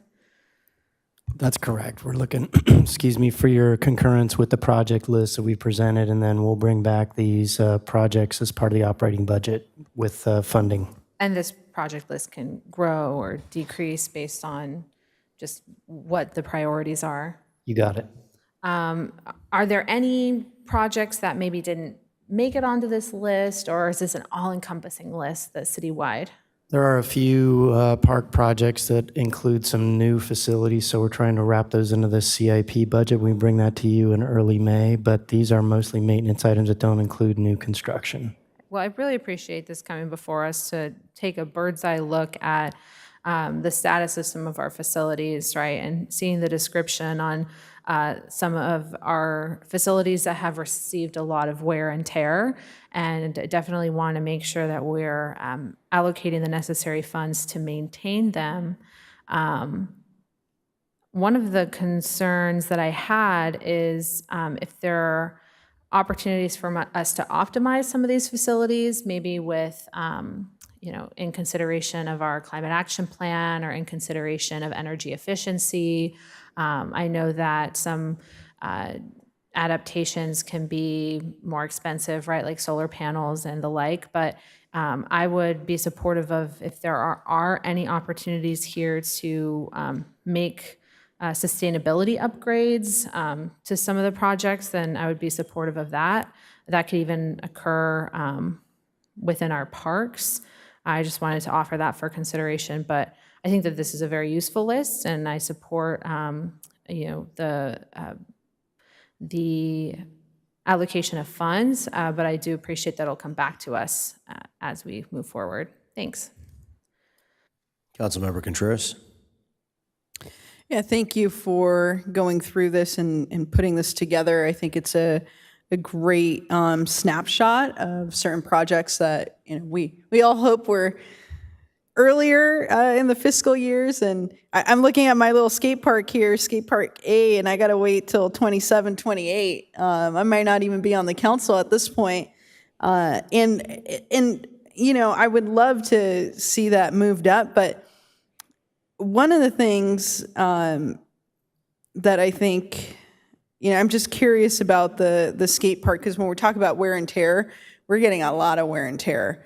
And one of the big issues is that the restrooms are usually closed, so there's not an easy way to deter the public from, I guess, abusing the plumbing, to say it lightly. But, I want to see what we can do to improve that facility, because a public restroom is such a critical asset, especially in any park that's going to have youth, right, and parents. There's not another place to easily access a restroom except for at skate park. That's A, right, is the street skate. So that's the only one that has it. So I'm just a little bit concerned about the skate park. I know that we've done some additional things, getting power washing and trying to wrap our hands around the bathroom issue. But, seeing as how I don't see the restroom on this list, can you just let me know kind of where we're at and what we're looking at to try to rectify the closures? It is skate park B that has the restroom. Skate park A has got no restrooms. It has been a challenge for us, to keep the restrooms, clean and also graffiti-free and damage-free. But if there's any ideas from the council members or from the community, I would welcome that. If there's something we can do better, I'm open to ideas. Yeah, I don't know what other cities have done to, it's really hard. I know that we're not unique with this issue. I don't know if we have to move to a different type of model of restroom, I'm thinking about when I was in El Bosque Chapultepec in Mexico City, and they have a turnstile, and I don't know how many pesos you have to put in. It's a very minimal amount, and you go in, and yeah, I feel, I don't know what we need to do, but we need to have more access to this public restroom, because it's just, every time that I have tried to use it, it's closed. And I just hear a lot of negative feedback. So I don't know what we can do, but if we need to change the model of restroom that we have in the public, I want to be able to have a discussion at the council level for that. As our population grows, the need for these types of facilities is going to increase as well. And I feel like we've had no other recourse but to just spend more and more and more and more money to keep this restroom somewhat open. I just don't see how it's going to be fiscally responsible to continue down that route. I think we might just have to change the way that our public restrooms look, and it might not look as nice, but people just need a functional restroom at the end of the day. So I will continue to have this discussion offline, but if anybody has any other ideas, please feel free now or at some other time to let the city manager and our public works know kind of what your ideas are. outside of that, again, thank you so much. This is a fantastic list, and I know it takes a lot of work to maintain all our public amenities. So thank you so much. What is the current status of the skate park restroom? What's broken? Is it open now? I believe it is open. Okay. We put all stainless steel fixtures into that bathroom. All the restrooms are being upgraded, to stainless steel fixtures. If they don't have stainless steel fixtures in the parks, all are being upgraded. But as I recall, we've had stainless steel fixtures in that bathroom since after the very first installation, which was quickly destroyed. When we replaced it, we put all stainless steel in. Now, that is correct, Mayor. I'm just wondering what's left to destroy in there. This is all literally prison grade stuff, right? I mean, that's literally what it is. They're shoving stuff, clogging the toilets, clogging up the plumbing. I can share with you some of the issues. The doors are locked every night, and then it is open again in the morning. Sometimes we find, the door locks jammed with wood or what have you not. And in that case, it will require us, to change the door locks. And then sometimes, the toilet bowls, are jammed with stuff, with clothes or what have you not on the walls. Sometimes it is very often, there's lots of graffiti, so the graffiti has to be removed and also repainted. In the sinks or the wash sinks, sometimes we find, clogs, with various things. So there's been a lot of very difficult issues. Our team works very hard, sometimes in the morning when we find and some graffiti or some damage, it's all cleaned up, it's all repainted by the afternoon, and then we try to open it, So it's been a struggle for us, but I hear the concern. I will work with my team and also the city manager to see if there's anything else we can do to keep the restrooms open as much as possible. I know this is a foolish question, but have we thought about any kind of signage? Maybe something designed by our skate park coalition to put into the restroom. That's not on behalf of the city of Vista, but on behalf of the skate park coalition. I don't know if it'd make any difference, but might be worth an attempt to get them to create something that's artistically, their own. Let them take ownership and let them ask the users to take care of it. That might be a good idea. It is a good idea, so I will approach, the skate shops in Vista and also various groups to see how they can work with us. Yeah, I'll ask Jack and Lisa Flaherty, the Skate Park Coalition. I don't think we've done that, but I think we should do that. They're the only ones that can help us take care of it. If the users aren't going to, help us, then it's a tough challenge. Literally, while we were sitting here in the previous item, a father texted me the photograph of the inside of the restrooms at the sports park. A picture of the restroom where we've got one of the urinals bagged off and the urinal on the space next to it is completely missing. And it's in pretty rough shape. He just sent it to me right now. And I assume he was there right now. I sent it to you by email and to Mr. Connolly. It couldn't have been more appropriately timed that I got that literally while we're sitting here. I don't know if you guys can see that, but that's somebody's taken the urinal completely off the wall. And yeah.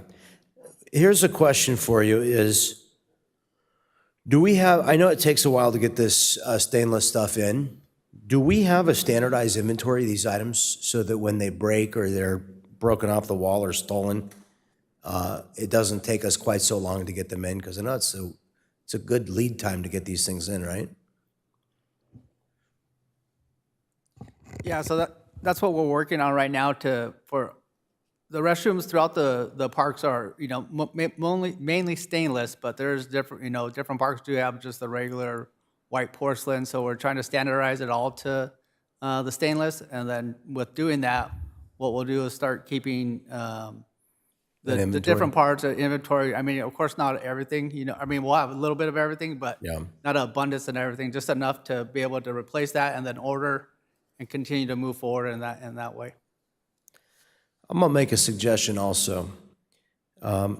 We've got a sign taped to the wall here that's in this picture. I'm sure you can't read it here, but it's got the City of Vista logo and it says restroom closed. So somebody took the time to put a sign up on the wall. Why don't we, at our public facilities, go a little bit further, and why don't we put a date that this restroom that we discovered the issue, and maybe we put a target date.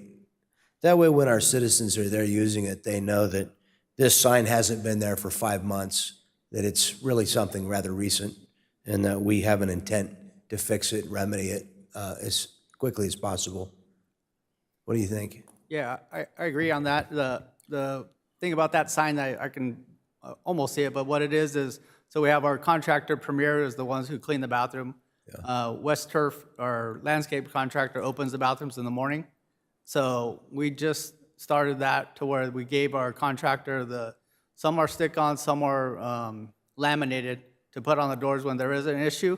And when that happens, what they'll do is they'll shoot us a text or an email letting us know that, hey, we saw this bathroom, we closed it, and then we'll address it the next day to see what's wrong with it, and then whatever it is, we move forward on that. But that we can add a date to that sign that we just made too. I mean, this was a problem, and I noted it was a problem when we started installing additional restrooms in our parks. I mean, people are going to abuse them. They're going to tear them up. We've got a real maintenance challenge. So here's my point of view on this. This is a real advertisement that we don't give a damn when our residents go into the parks. And you take your kids into these restrooms and you look at this, this is a real advertisement. The city council doesn't care. So my question to the council is, are we going to step up and adequately fund a maintenance program so that we're proud of the restroom facilities? I always say if I go into a restaurant, I always go to the bathroom and I always come back and tell my wife, if the restroom's terrible, I say, let's go. The kitchen's, horrible. And she said, how do you know? I said, I was in the bathroom. I know how they keep the place up. So I think we got to really step this up. So when you bring this back to us, I think we got to really say, how do we make the families proud that are taking their children into these parks and, really feel good about the experience they have there. So put a lot of focus into that. And then I was talking to Mr. Conley earlier today. I'm kind of surprised that with regard to some of the major maintenance items like roofs that we know have a certain lifespan, we're great when we buy our fire trucks, we start depreciating them immediately. So when we need to buy the next one, we should be doing that with roofs and other major capital expenditure items too. And sounds like there was some deferred maintenance going on. I don't know why, because we had plenty of money that we spent on other priorities. But I do want to. I want our. The worst thing. A lot of citizens will never have any encounter with the city other than observing our facilities. So I really want to keep our facilities in first-class condition. It is really an advertisement to everybody when they go into a city facility, what kind of a city that they're in. If the facilities are run down, it really speaks poorly to us and our ability to manage our finances and take care of the things that we've been entrusted to. These are built by previous generations. Literally, some of these people have passed on now, and we're the young kids on the block. So it's our job to take care of these things. So let's figure out what it's going to take to get to the next level. Do we have to be in there with maintenance more frequently? You know, we have to standardize our inventory. You know, we have an inventory over at the VID yard of fire hydrants. We don't have to order them in. You know, one gets knocked over, we put a new one in. We should have these things in a warehouse, at least some reasonable quantity, 2 or 3 new toilets. When a toilet gets destroyed, we should have one that we just bring in, then we reorder it to replenish inventory, but we shouldn't have months on end where we wait for a urinal to come in. It'd be nice to have standardize the inventory, have those things on hand, you know, boom, we got it, it's in a warehouse. You know, we put it in today. We had 3 of them in stock. We're gonna order 1 more right now. You know, maybe we only need to keep 1 in stock. I don't know how long it takes to get them in. But can we figure that out? Do we have a place where we could warehouse some of those things? Oh, yeah, sure. You know, we can do that, Mayor. Okay. I think that would be good. Deputy Mayor Melendez?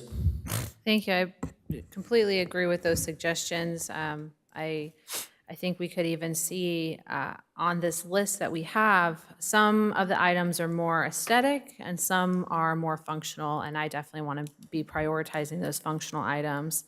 In regards to my previous comments, I also want to acknowledge that I see that there are some updates, right? Like the installation of LED bulbs, right? That are also, they're needed and they're also good for sustainability. I see a number of irrigation projects, and I'm just wondering if there's any thought or potential to sustainable irrigation systems, even gray water systems. I think I saw a reference here to like a smart irrigation or CalSense irrigation controller. So could you explain to me some of the irrigation updates and, you know, how they are water saving and what we can expect there? Yeah, I'll speak on that. CalSense is what we have throughout majority of our parks right now. It's a system that when it rains, it can tell us like how much rain we got, and it'll turn off the irrigation in the parks for a certain amount of days that it will tell us in the computer. You can run it all by your phone. So what we're trying to do is to standardize, like we were talking about earlier, throughout all the parks.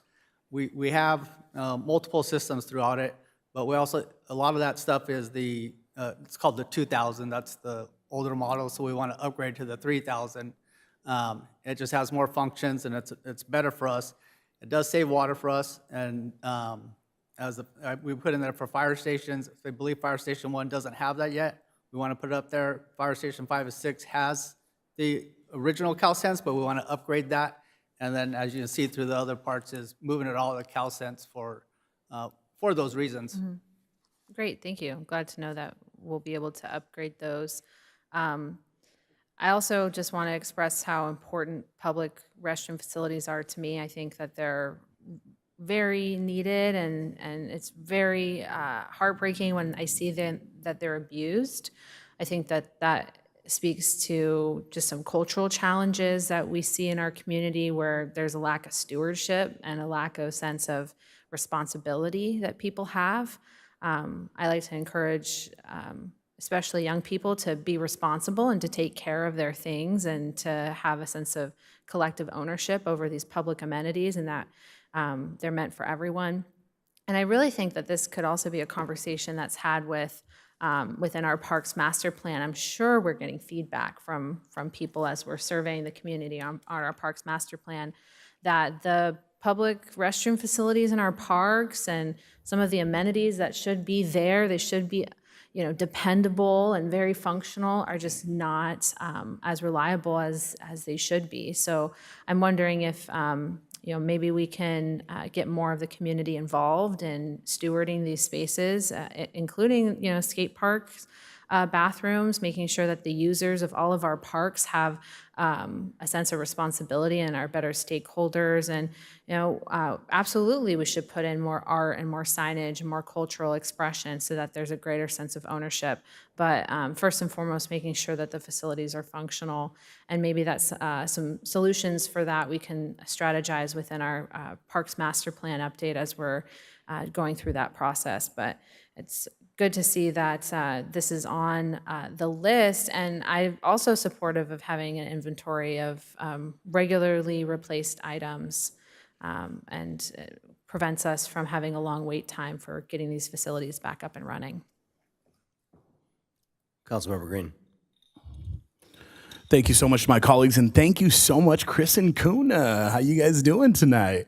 Stoked to see the overview of city facilities. When I first came on council, I hung out with a buddy of mine named Andy Simons in one of your trailers over there. I think it used to be called Building A, and it was very, very run down and scary to kind of hang out in. So seeing the transformation of the Public Works yard, the Public Works facilities, and everything that we've done over there over the past 7-8 years has been huge. Knowing that you have an itemized list of things we need to upgrade and update, I really appreciate it. I definitely am approving of it. Looks like we're going to be doing over the next several years. So definitely thank you for that. As far as the bathrooms thing, we've heard a lot about it. I've gotten several complaints from residents over the last 8 years, whether it's at Bringle Terrace Park or pretty much any one of our parks within the city of Vista has all had issues with restrooms. So I love the idea of keeping additional inventory in there, whether it's 2 or 3 additional, urinal bowls or sit-down toilets. I think we should definitely have that. Another thing that Councilman Contreras kind of brought up is rethinking our restrooms and kind of what type of restrooms that we have. I've done a little traveling in my life, and in Europe, they have these cool bathrooms on the street that are self-cleaning bathrooms, and they cost $0.25 or 50 cents. You put it in, you go to the bathroom, and actually when you leave, the entire structure gets cleaned. And they're all over London, France, all over Europe, and they're always open. I'm sure they're not huge revenue generators, but as a guy who wasn't a resident of the country, I thought they were awesome. And kind of like the mayor said, when they have a nice bathroom, you think, hey, these people really give a crap, no pun intended. So I really feel like that is something. We don't have a second chance to make a first impression. And if our first impression is the bathroom that the mayor showed me, that's not a good one. So I know you guys can't control every single thing that we do, but I love the idea of saying, hey, it's out of commission on this date. We plan on having it fixed by this date and making sure that we have additional supplies on hand to fix things promptly. So great comments from my council. I approve it. I definitely approve the allocation of funds to upgrade all these facilities. And I really appreciate you two keeping your finger on the pulse of your department and knowing what is needed and where we should be allocating funds to keep your department running.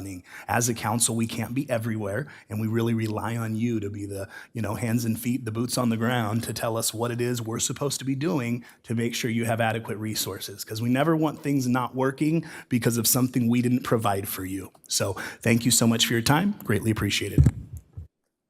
And when we're building new restrooms, should we consider having the hand washing stations out in public view?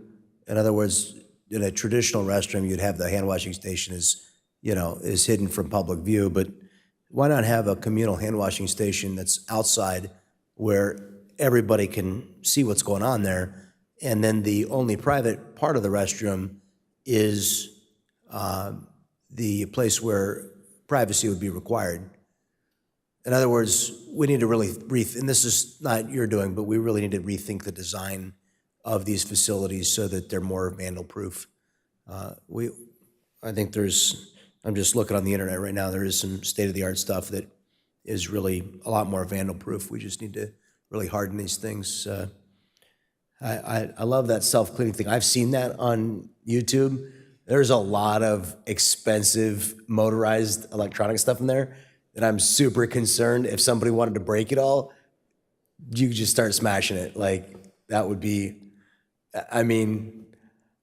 we just need, we really need to think about this. How do we message to people in the bathroom not to destroy it?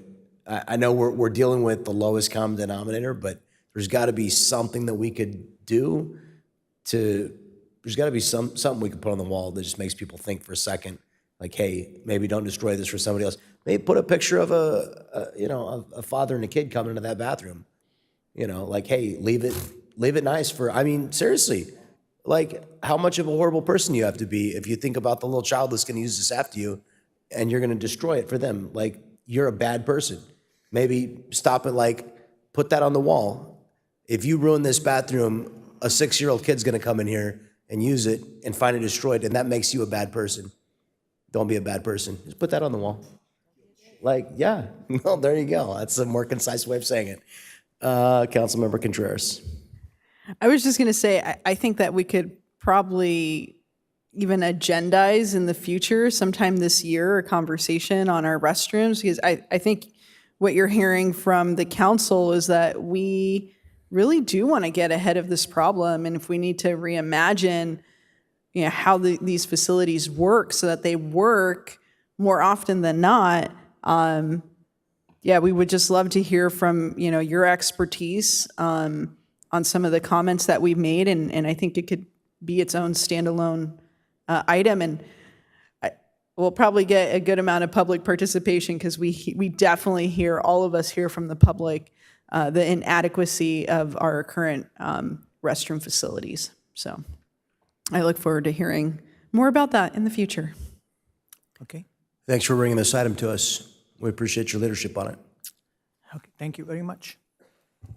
Okay, that's going to take us to item D3, our second quarter financial report. Our Finance Director, Mike Sylvia, will introduce this item.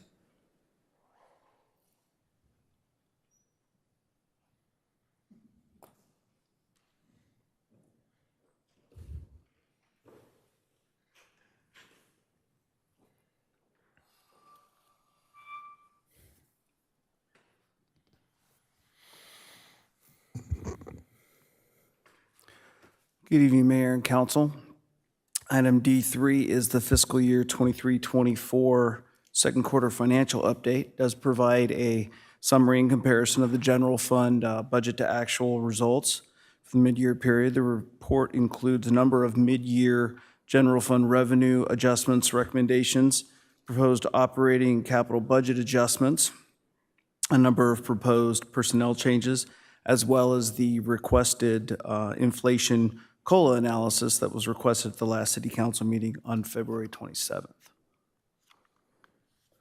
So starting with the general fund revenue expenditure trends, currently I'm happy to report we're on our normal pace. We're just under 50% or $60.9 million on revenues, and expenditures are at 38.2% or $57.3 million at the midpoint of the fiscal year. And for comparison, last year, these measures showed approximately 47.5% of revenues collected and 34.4% of budgeted expenditures spent. Next, we'll move on to the mid-year general fund revenue adjustments. In recent years, Council had given direction to staff to provide these mid-year adjustments rather than waiting until the fourth quarter report in the fall when we're working on the audit. This slide shows staff's recommended general fund revenue adjustments by major revenue type. Starting with property tax, the increase is primarily based from a $1.3 million successor agency or RDA project area plan property tax increase, another $275,000 in secured property taxes, and $178,000 in VLF property tax compensation. Sales tax is forecast to decline a bit by nearly 3% or $389,000. A lot of this has to do with a shift in consumer spending habits, moving more towards services, which of course are not taxable, as well as the utilization of the federal fiscal stimulus. They're buying, they're spending more money on food, which is not taxable, right? Correct. Yeah, so untaxable categories might be, it'd be interesting if we had the sales numbers on those, because those might be the same as they've been and people might be spending less. A lot of people have been punched pretty hard by this 20% increase in inflation. Yeah. Sorry. Shelters, well, no, I hear what you're saying. But yeah, but goods overall have come down a bit because of supply chain normalization now that we're a little more, have the pandemic more in the rear view. The increase in charges for service increase is mainly driven by fire department related revenue, ambulance billings, as well as property tax reimbursement from the Vista Fire Protection District. The intergovernmental decrease was due to the PLHA grant allocation coming in at about half as much as was expected. was a decrease of $349,000. That is a new program. Staff will get that forecast right-sized in the future. Much of that decrease in this category, though, was offset by larger revenues in SB 90 state mandated cost reimbursement. That came in at $212,000, which is substantially higher than expected, and motor vehicle in lieu taxes at $48,000. I'm happy to report in the other revenue category, we expect it to increase by about $650,000. That's because we expect additional investment earnings. Staff has utilized the overnight interest-bearing component of our camp investments, which currently is about 5.5%. As I'm sure all of you know, the yield curve is inverted, and so we are taking advantage of that, and it's shown here with the larger number. I didn't include the two numbers that sort of offset each other, which is we expect Prop L to come in a little more than 100,000 lower than was originally forecast, and we do expect cannabis, as Councilmember Green referenced in item D1, to come in about $500,000 lower. Those don't affect overall revenues because the excess components of both of those are basically redeposited into other designated accounts in the general fund's fund balance. Is that $500,000 shortfall in cannabis revenue likely due to the closure of the 11th licensee? I don't know that it is. I think overall demands probably would shift to the other 10. I think it's just, it has slowed down a little bit and is probably also a reflection of that fiscal stimulus, those funds being used. So it's funny you answer it because I had asked my staff who work directly with the dispensaries when they make the deposits, what they have seen, if they've got less customers coming in or people are buying smaller quantities. We're curious as well, but I don't have a real good answer as I sit here tonight. As I said, the detail adjustments are shown on page 11 of the agenda report. So citywide budget adjustments, it shows that all 5 of the recommended general fund budget adjustments, which are the first 5 lines of the table, are self-funding, and they total about $353,000. Other requested budget adjustments I would highlight here include the Wave Water Park repairs and its point-of-sale system, which are recommended to be funded with reserves outside of the city's general fund and are necessary for the upcoming summer season. Let's see, another one that I would highlight is the $116,000 for the reappropriation of IT contract carry forwards. Full disclosure, we had a hiccup between finance and IT when we were closing out fiscal 23. Instead of those funds normally carrying forward through our carry forward process, they fell back into the IT internal service fund balance, so the funds were still there. This is simply asking council to reappropriate that money so that the voice over internet protocol or VoIP phone system that the IT department is working on, so they have funding to move that project forward. All of these adjustments are described in detail in Exhibit 2, and they're on pages 11 through 13 of the agenda report. Okay, moving on to personnel changes. There are 5 total recommended in this report. 4 of them are in the Community Development Department, and there was 1 in Engineering. The details of these are in Exhibit 10 on pages 27 through 36 of the report. Beginning with Community Development, the first recommendation is to add 1 Assistant Director. The second is reclassification of the Deputy Director / City Planner position to City Planner. The third is reclassifying Principal Planner to a Junior Planner, and the fourth is to increase the salary band for the building official by 10%. In Engineering, the recommendation is to reclassify 1 Management Analyst to an Administrative Programs Manager position. And lastly, the amended citywide classification and compensation index net of these changes is shown on page 39 through 41 in the agenda report. Okay. So at the February 27th City Council meeting, as I mentioned, council directed staff to complete an analysis comparing inflation to staff cost of living adjustments during the period of hyperinflation, which began after the initial COVID lockdown.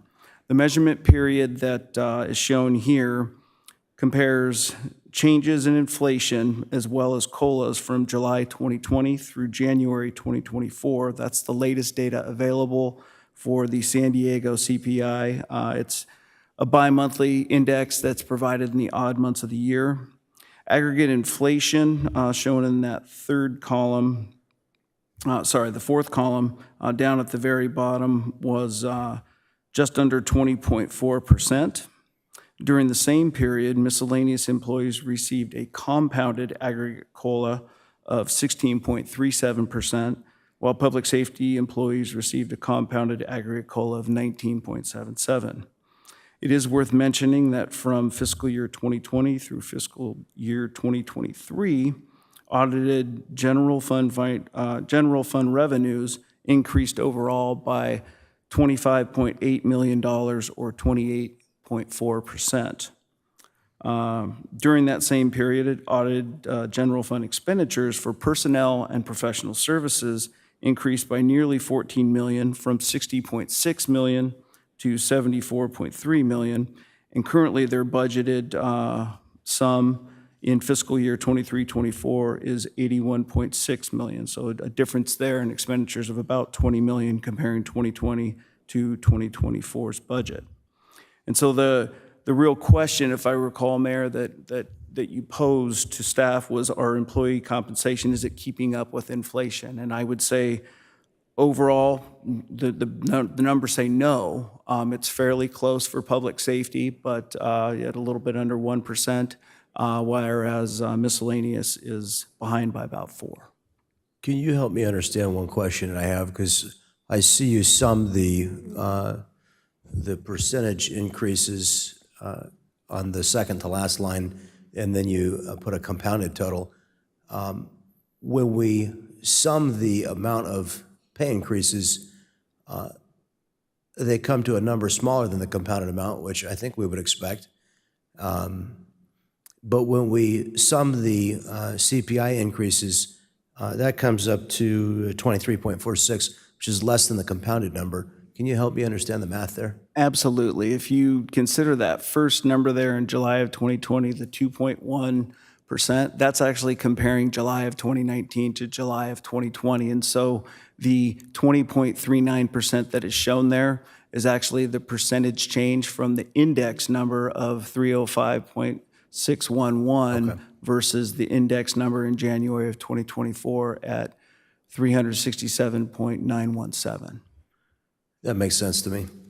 I thought it was something like that. I kind of have, I've looked at the Carlsbad and San Diego BLS numbers, Bureau of Labor Statistics from the federal government, but I wanted us all to kind of be on the same page about what these numbers mean, and you're the numbers guy, and you're better at this financial math than I am, so I wanted to get this from you. But, I'm just thinking about if you're 3 or 4%, the median household income is about $84,000 in the county.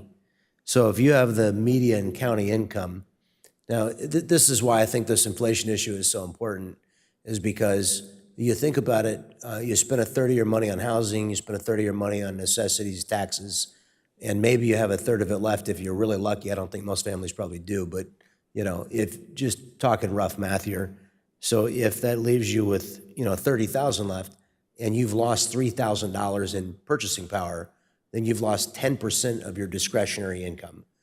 So that's 10% fewer doctor bills, vacations, all the things that make a good quality of life. So that's why I look at this, and as I've talked to some of our employee groups, I think also if we demonstrate a commitment to keep our employees, when this is extraordinary, 20% inflation in this short a period of time is absolutely extraordinary.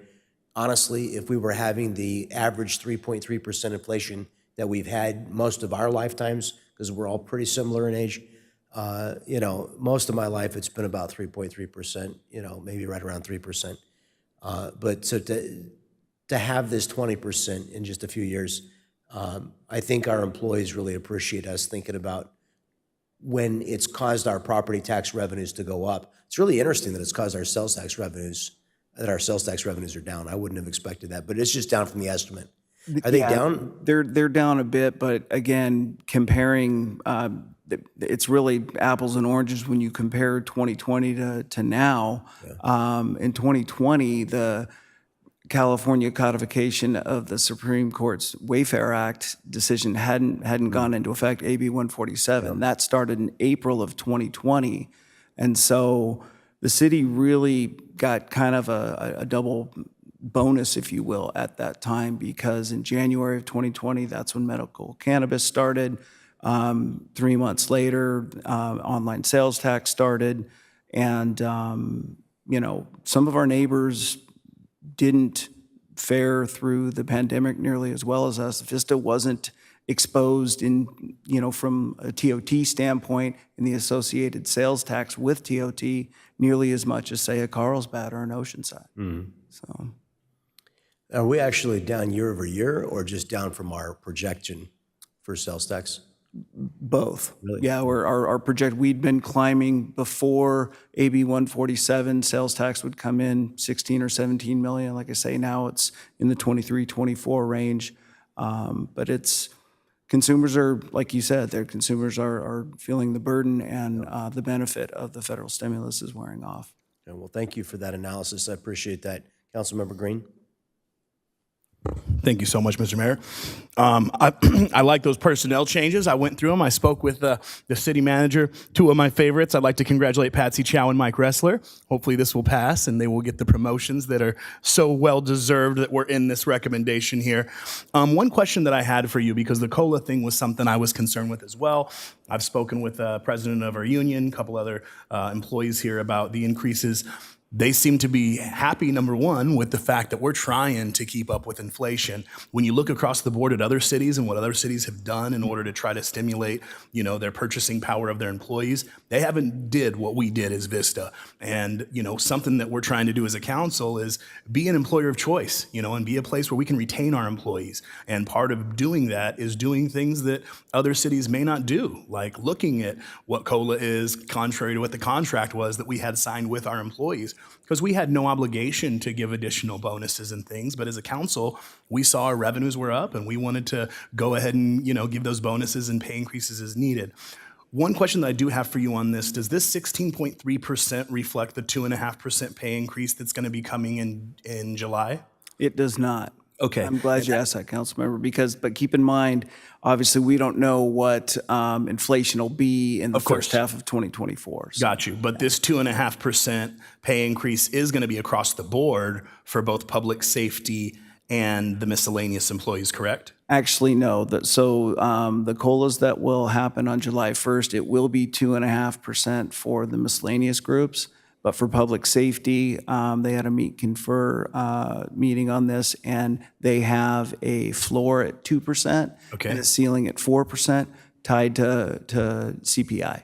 Okay. And the period of the CPI measurement is May 1st of 23 to April 30th of 24. Okay, and what do we anticipate their percentage increase will be? Do we know, or do we still have more data to gather between now and July? Yeah, we would have more data to gather. Okay. I mean, if you were to... But worst case, their floor it's is... falling. I can say this. We just got today, no less, national CPI came in, and it was a shock to the upside. It actually went up 0.1%. It was from 3.1 to 3.2, which the head scratcher to me, quite frankly, was that the market was still up, but it's basically because they've already priced in that the Fed's not going to drop rates until June of 2024. Which, quite frankly, I'm counting on because that's how we're going to generate more investment earnings. So. Is that inflation, if I could, is that inflation adjuster that we negotiated into the public safety contract, does that account for why they're closer to why their number matches the, no? No, this is a new thing, That's basically the four-year contract. The ones that are shown here were the ones that were programmed in with the approval of the 4-year contracts that ran from fiscal ending 22, 23, 24. 22, 23, 24, 25. From 22 to 25. Okay. Yeah.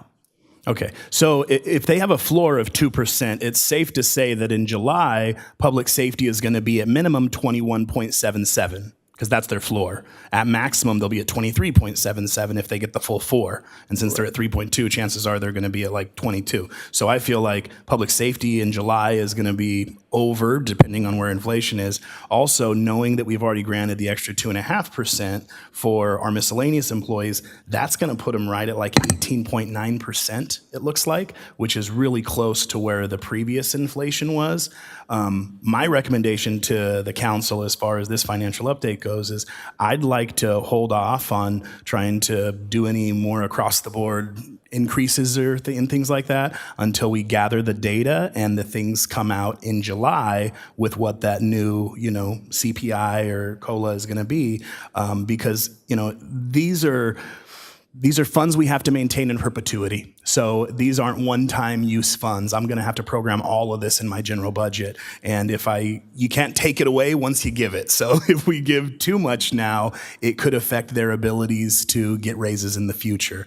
I feel like the morale of our city employees, the morale of our firefighters, our public safety, we've been gelling lately, and the morale of our city as a whole is really good. And even the fact that we're bringing this forward to discuss is really warming the hearts of our employees, because we all realize we're nothing without our employees who make us shine up here. So I really appreciate the information. I feel like we're actually a lot closer to being where we need to be than I thought that we were, which is great. I also want to give my director of finance a ginormous shout out for making so much good money on those investment earnings this year, because it had been worse in previous years. So good job, Mike. Walk around with your chest puffed out, because you deserve it, my man. And I definitely appreciate this update, and I look forward to July coming and making sure that we can make all of our employees complete financially if that's the direction the council goes. Thank you.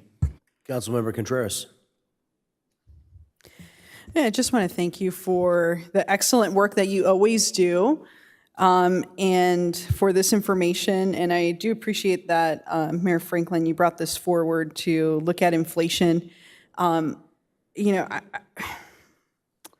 When it comes to the cost of living, housing and transportation are what really drive that cost, right? And I'm just curious, I don't know if I can get into it because our employees had some kind of a survey that was done about commuting and whatnot, but I would really love to see if there's anything that we can do to help our employees with transportation costs. I don't know what that looks like, but if we can, right, we don't have workforce housing, right? That's another thing, right? If we could look at workforce housing and we could look at transportation costs and what we as a city can do to help our employees on those two fronts, I think that would really, really be beneficial. Now, that's a long-term strategy, right? But that's something that I would love to have a discussion as a council, brainstorm. I don't know if it needs to be a workshop or just a council discussion, but I would love to kind of illuminate some of the information that we receive from our employees about commutes and stuff like that, right? I also,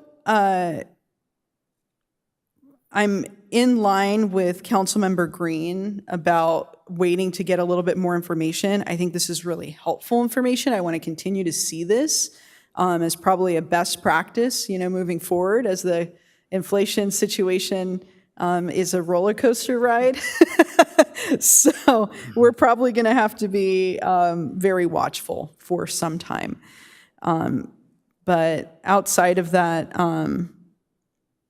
one thing that I said when this inflation conversation first came up, I really do want to look at non-managerial positions, part-time, seasonal, especially some of the positions that we have a hard time filling, maybe like lifeguards, right? What can we do to entice someone to come back for another season so we save on training, right? Same thing with our employees. What can we do to have higher retention rates, right? And the reclassifications, adding, expanded opportunities. I really appreciate that we are moving in that direction And I appreciate that our city manager is really helping to navigate that. That's something I think a lot of us on the council really wanted to see more creativity in how we can ensure that people have a really good path for growth here at the city. We don't want to lose any of that talent.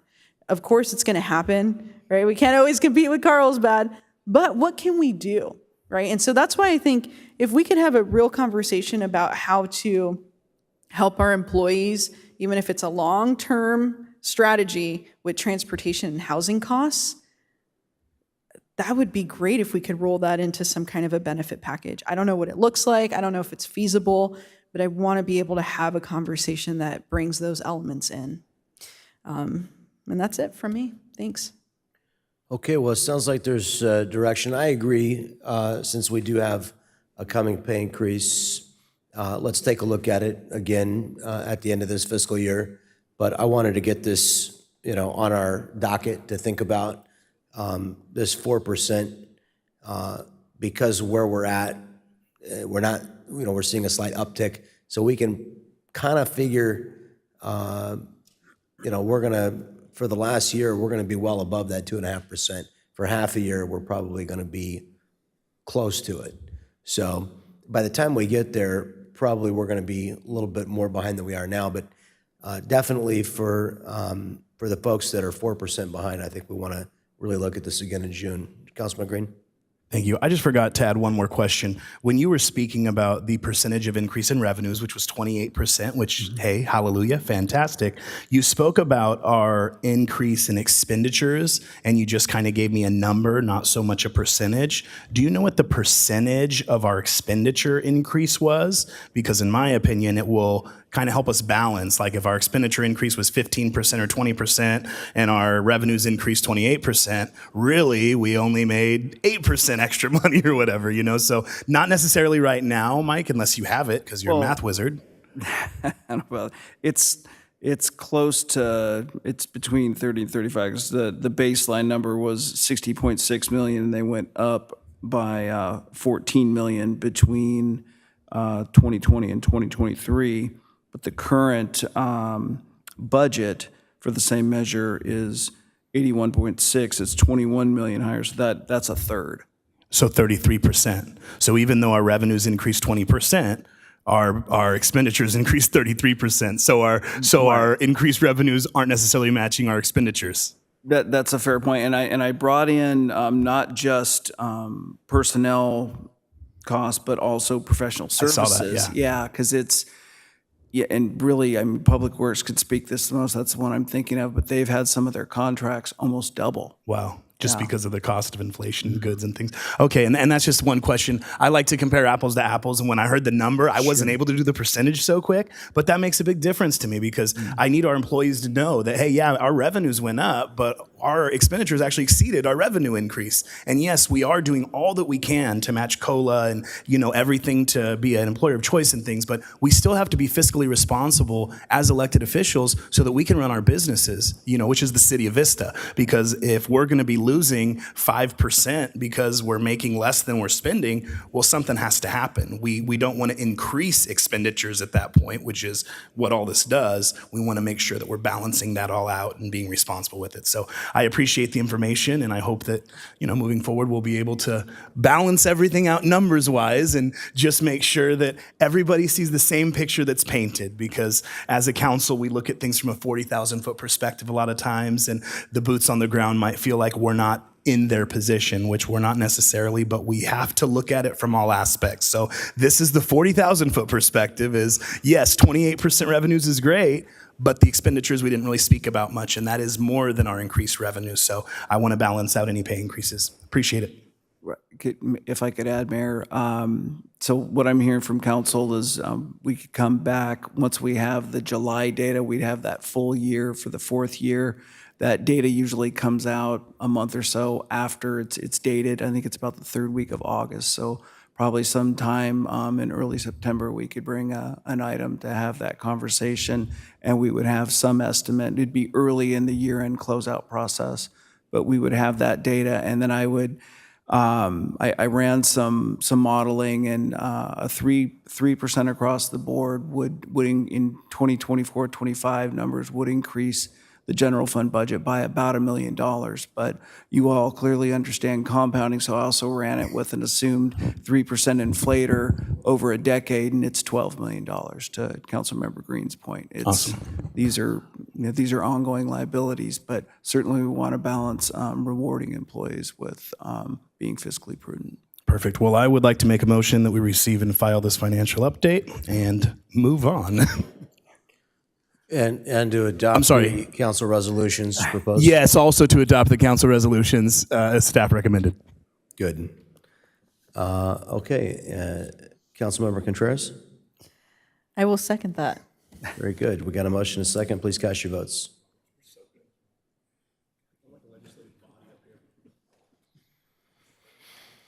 That item is approved unanimously. And we don't have any more oral communication speakers. So we are now to comments. Any comments? I have a couple. The dais. The Recreation and Community Services Department is gearing up for summer and has begun hiring for the Moonlight, the Wave, and Recreation Division. For more information, visit the jobs page at vistarecreation.com. It's an excellent opportunity for a high school or college student to work here during the summer. The Recreation Division has also added several new contracted classes at the Jim Porter Rec Center and the Brengle Terrace Park. New classes for youth include cheer, dance, musical theater, tap dance, ballet, and ultimate frisbee. For more information, visit vistarecreation.com.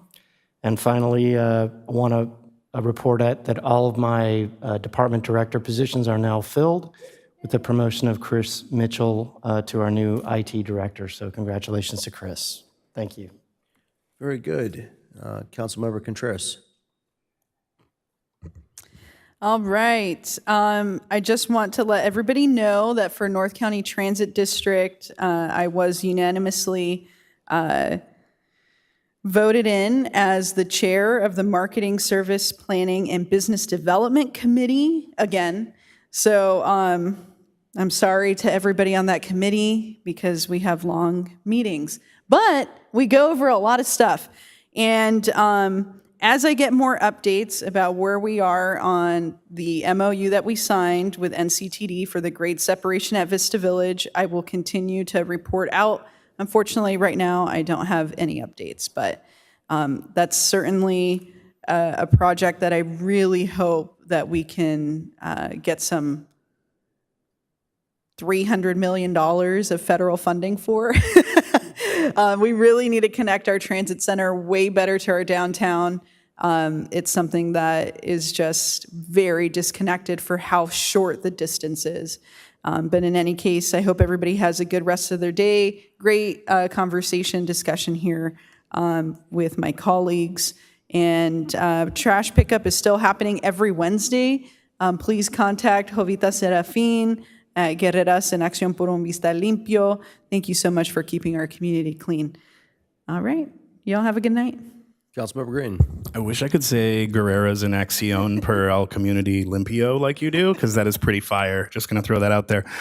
Since you said NCTD, I just want to make a comment on the record. I've been approached by local businesses to check with NCTD about digital marketing at train stops. As they stop at transit stops, is it possible to receive a text message stating what the local businesses are and possibly what the deals are? Marketing director right next to me, super excited. Congratulations to Chris Mitchell. He's been running IT and Vista for a long, long time. Knowing that he is the director of that department should be very reassuring for our council and our staff that any problems they encounter, Mr. Mitchell got them under control. So that's good news.